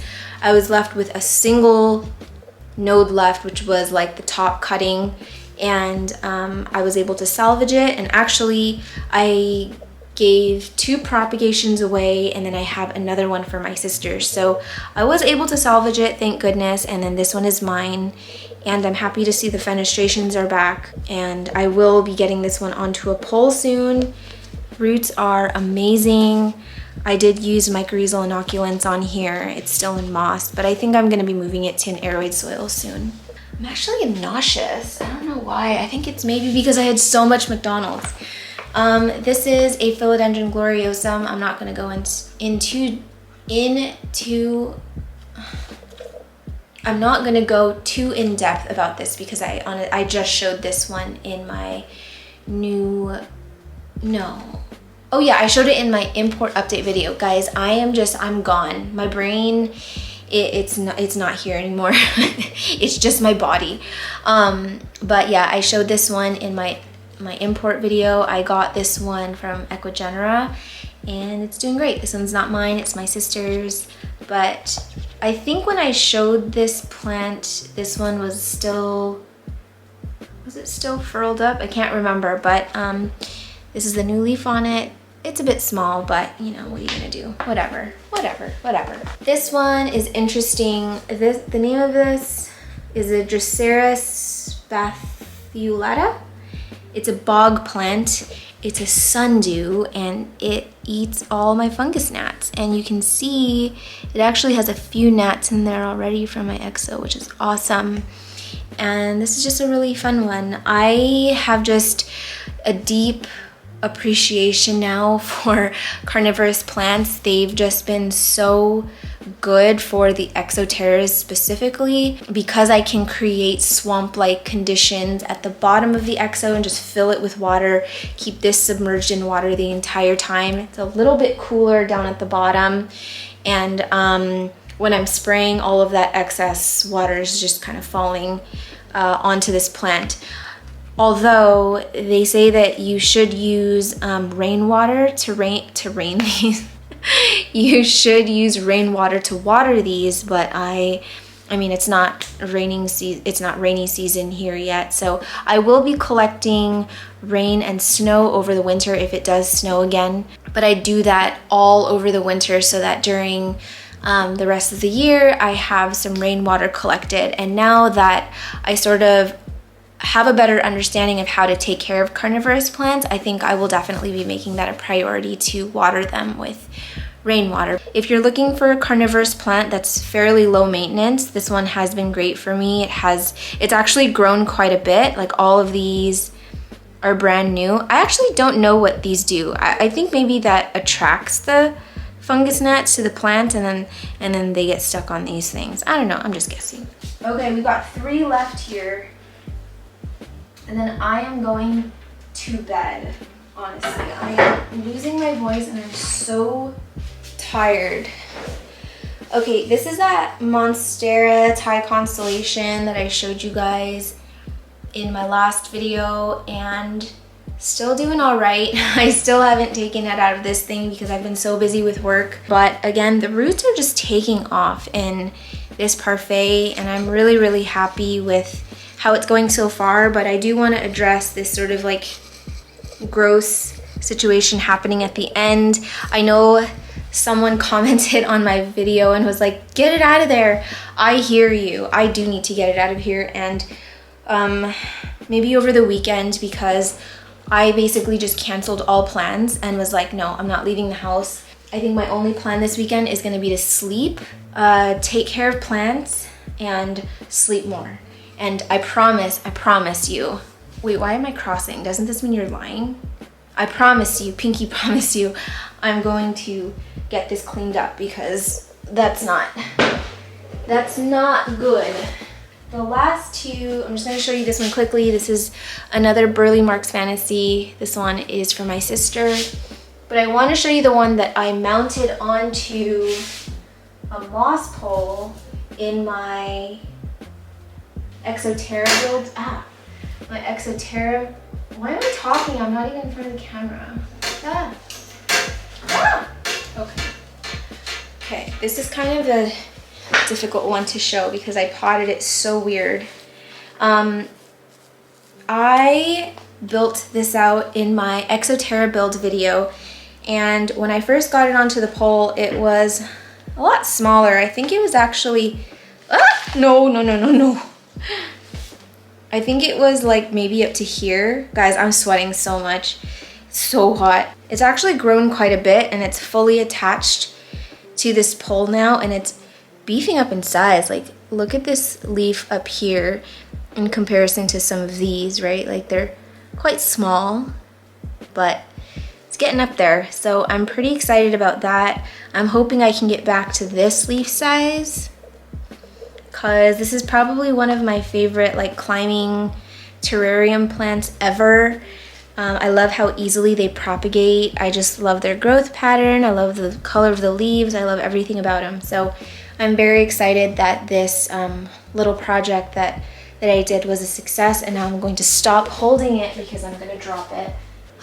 Okay, so that was all of the plants in both of those exos. I'm super sorry for being like kind of flustered, and if it seemed like I rushed through the last half of those plants, but I am very hot. Like I mentioned, it's super warm in my plant room all the time because of all the grow lights. There's no AC on the second floor. This ring light is giving off a bit of heat, and yeah. I was gonna show you guys the exos tonight, but honestly, I've been wearing my contacts since this morning, and my eyeballs are like, they're like clicking. It's so dry. So I want to get it off, and I want to get into bed. I'm losing my voice. Hopefully tomorrow I still have a voice to finish off the rest of this video, and then hopefully we can call it. So good night.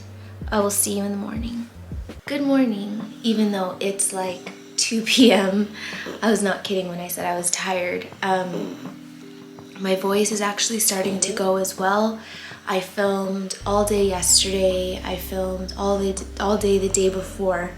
I did the Instagram live, and I did a voiceover for another project. So my voice box is just working overtime. So anyway, I'm gonna finish off this video by just showing you guys the setup of my 2 exos that I have all these plants in, and I was gonna show you how I kind of put it back together, but honestly I think that I need to do a little bit of plant care. I will leave some of it to do on film or on camera. He's so cute, he's just staring at me. Hi, I know, you're so sweet. He has the sweetest little face. I love this guy so much. So yeah, anyway, like I said, I'll just kind of show you the setup in case anybody wants to know how I've rigged my exos, which is actually very, very simple. So let's just do it then. I'm going to start with the biggest exo. So I can't remember if I mentioned it in the beginning of the video, but this one is a 36 wide, 36 tall, and 18 deep. I don't actually have a custom lid made for it just because, I don't know, I'm just like too lazy. The guy that makes them lives like so far, and I'm just too lazy to go drive there, and he doesn't deliver. So I've literally just wrapped this, whoa, it's dark. I literally just wrapped this top part with saran wrap. I have an old IKEA glass on top of it right in the center so that I can place the 2 grow lights, and I will link the grow lights that I'm using in the description below. In the back here, I just have 2 grid panels that I got from a local store called Umomo, and they were like $3 each or $4 each or something like that, and they're just hanging on with suction cups, and I know people have been saying like, how does it stay up? Like, why doesn't it fall down? I don't know, you guys. I just got these suction cups on Amazon. They've honestly never failed me. I also have these suction cups here that I also got from Umomo, and they're like more industrial strength. Like you literally like clip it on and it just like suctions really hard, and I think it can hold up to like 15 or 20 pounds or something like that. As far as the substrate goes, I basically just have a layer of leca down at the bottom, topped with sphagnum moss, and that's pretty much it. It's very, very dry right now. I'll usually just fill like the entire thing with water. Like I'll cover the leca completely, and it really, really helps with humidity. So I'm gonna do that later. And then as far as like how I set plants up in here, honestly, it gets kind of crazy sometimes. Like I use these glass cylinder jars and like candle containers to elevate plants. I hang plants on the grid wall.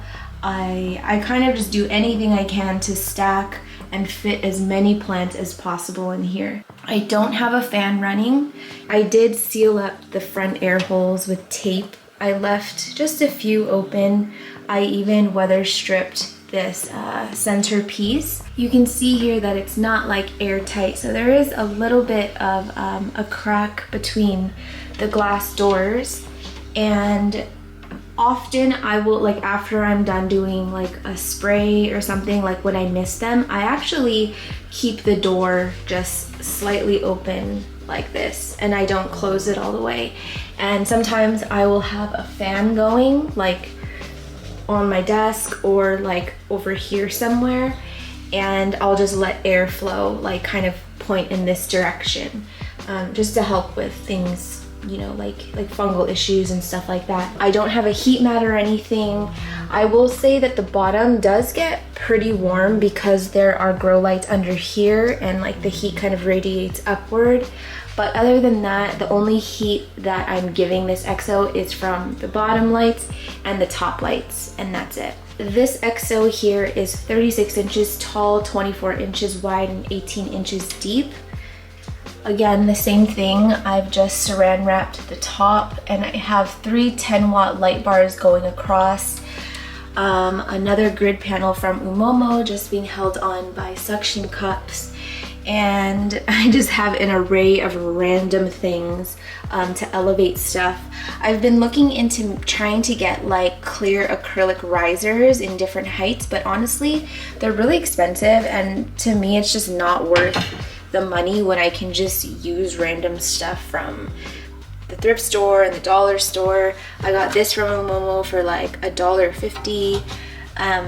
This is like from IKEA. I just painted it and it's been scratched really badly, but you can't see it once all the plants are in there. So just try and be resourceful with stuff you have around the house, especially if you're on a budget. Like these EXOs are not cheap, so you know, trying to save money anywhere you can definitely helps. If you want to see how I set up the stand that it's on, you can watch my plant room refresh and tour video, which I think is the second video I ever posted. I showed how this was sort of set up.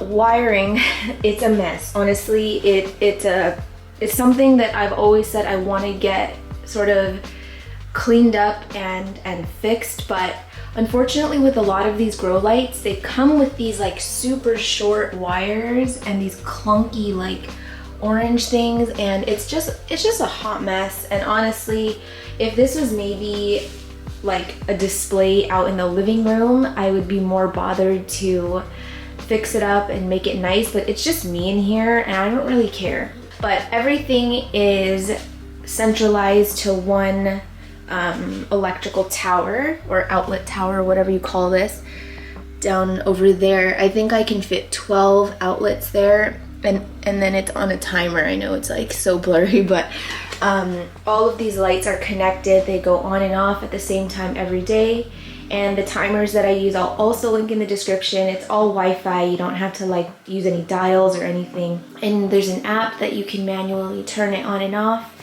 and they have just been so great. Anyway, I think that is it for the EXO setup. If I missed anything or you guys have any questions, leave it in the comments, or you can DM me on Instagram. Just a forewarning, my Instagram DMs are a hot mess. I'm super behind on YouTube comments, but I do want to dedicate this weekend to getting caught up on messages. I have a lot of work ahead of me. I gotta get everything back into the EXO. I am gonna clean the EXO a little bit, but I'm gonna do it off camera just because I'm not feeling well. My throat hurts, and I kind of just want to crawl back into bed. But yeah, this is the entire EXO club. Well, besides that one, and I will talk a little bit about why that guy is on its own in maybe the next video. Anyway, thank you guys for watching. I'm gonna go find Pudge to sign off. Pudge. Pudge, where are you? What are you doing? Hi, can you say bye to your friends? Hello? Pudge? Pudge, I don't think they want to see your booty hole, man. So funny he kept it down. I didn't think it would stay down. Pudge. Hey, can you pay attention? What's going on? Oh my gosh, you got fur on your face. We gotta say bye to everyone. Excuse me. You wanna say bye to your friends? Say thank you for watching. And we hope you liked seeing all of our plants. Well, some of our plants. Let's also say, don't forget, this is part 1, and part 2 will be released next weekend. And thank you for everyone for the thumbs up and the thumbs down, and the new subscribers and the old subscribers. And we will see you in the next time. Want to give them a high five? High five. Yeah. Bye.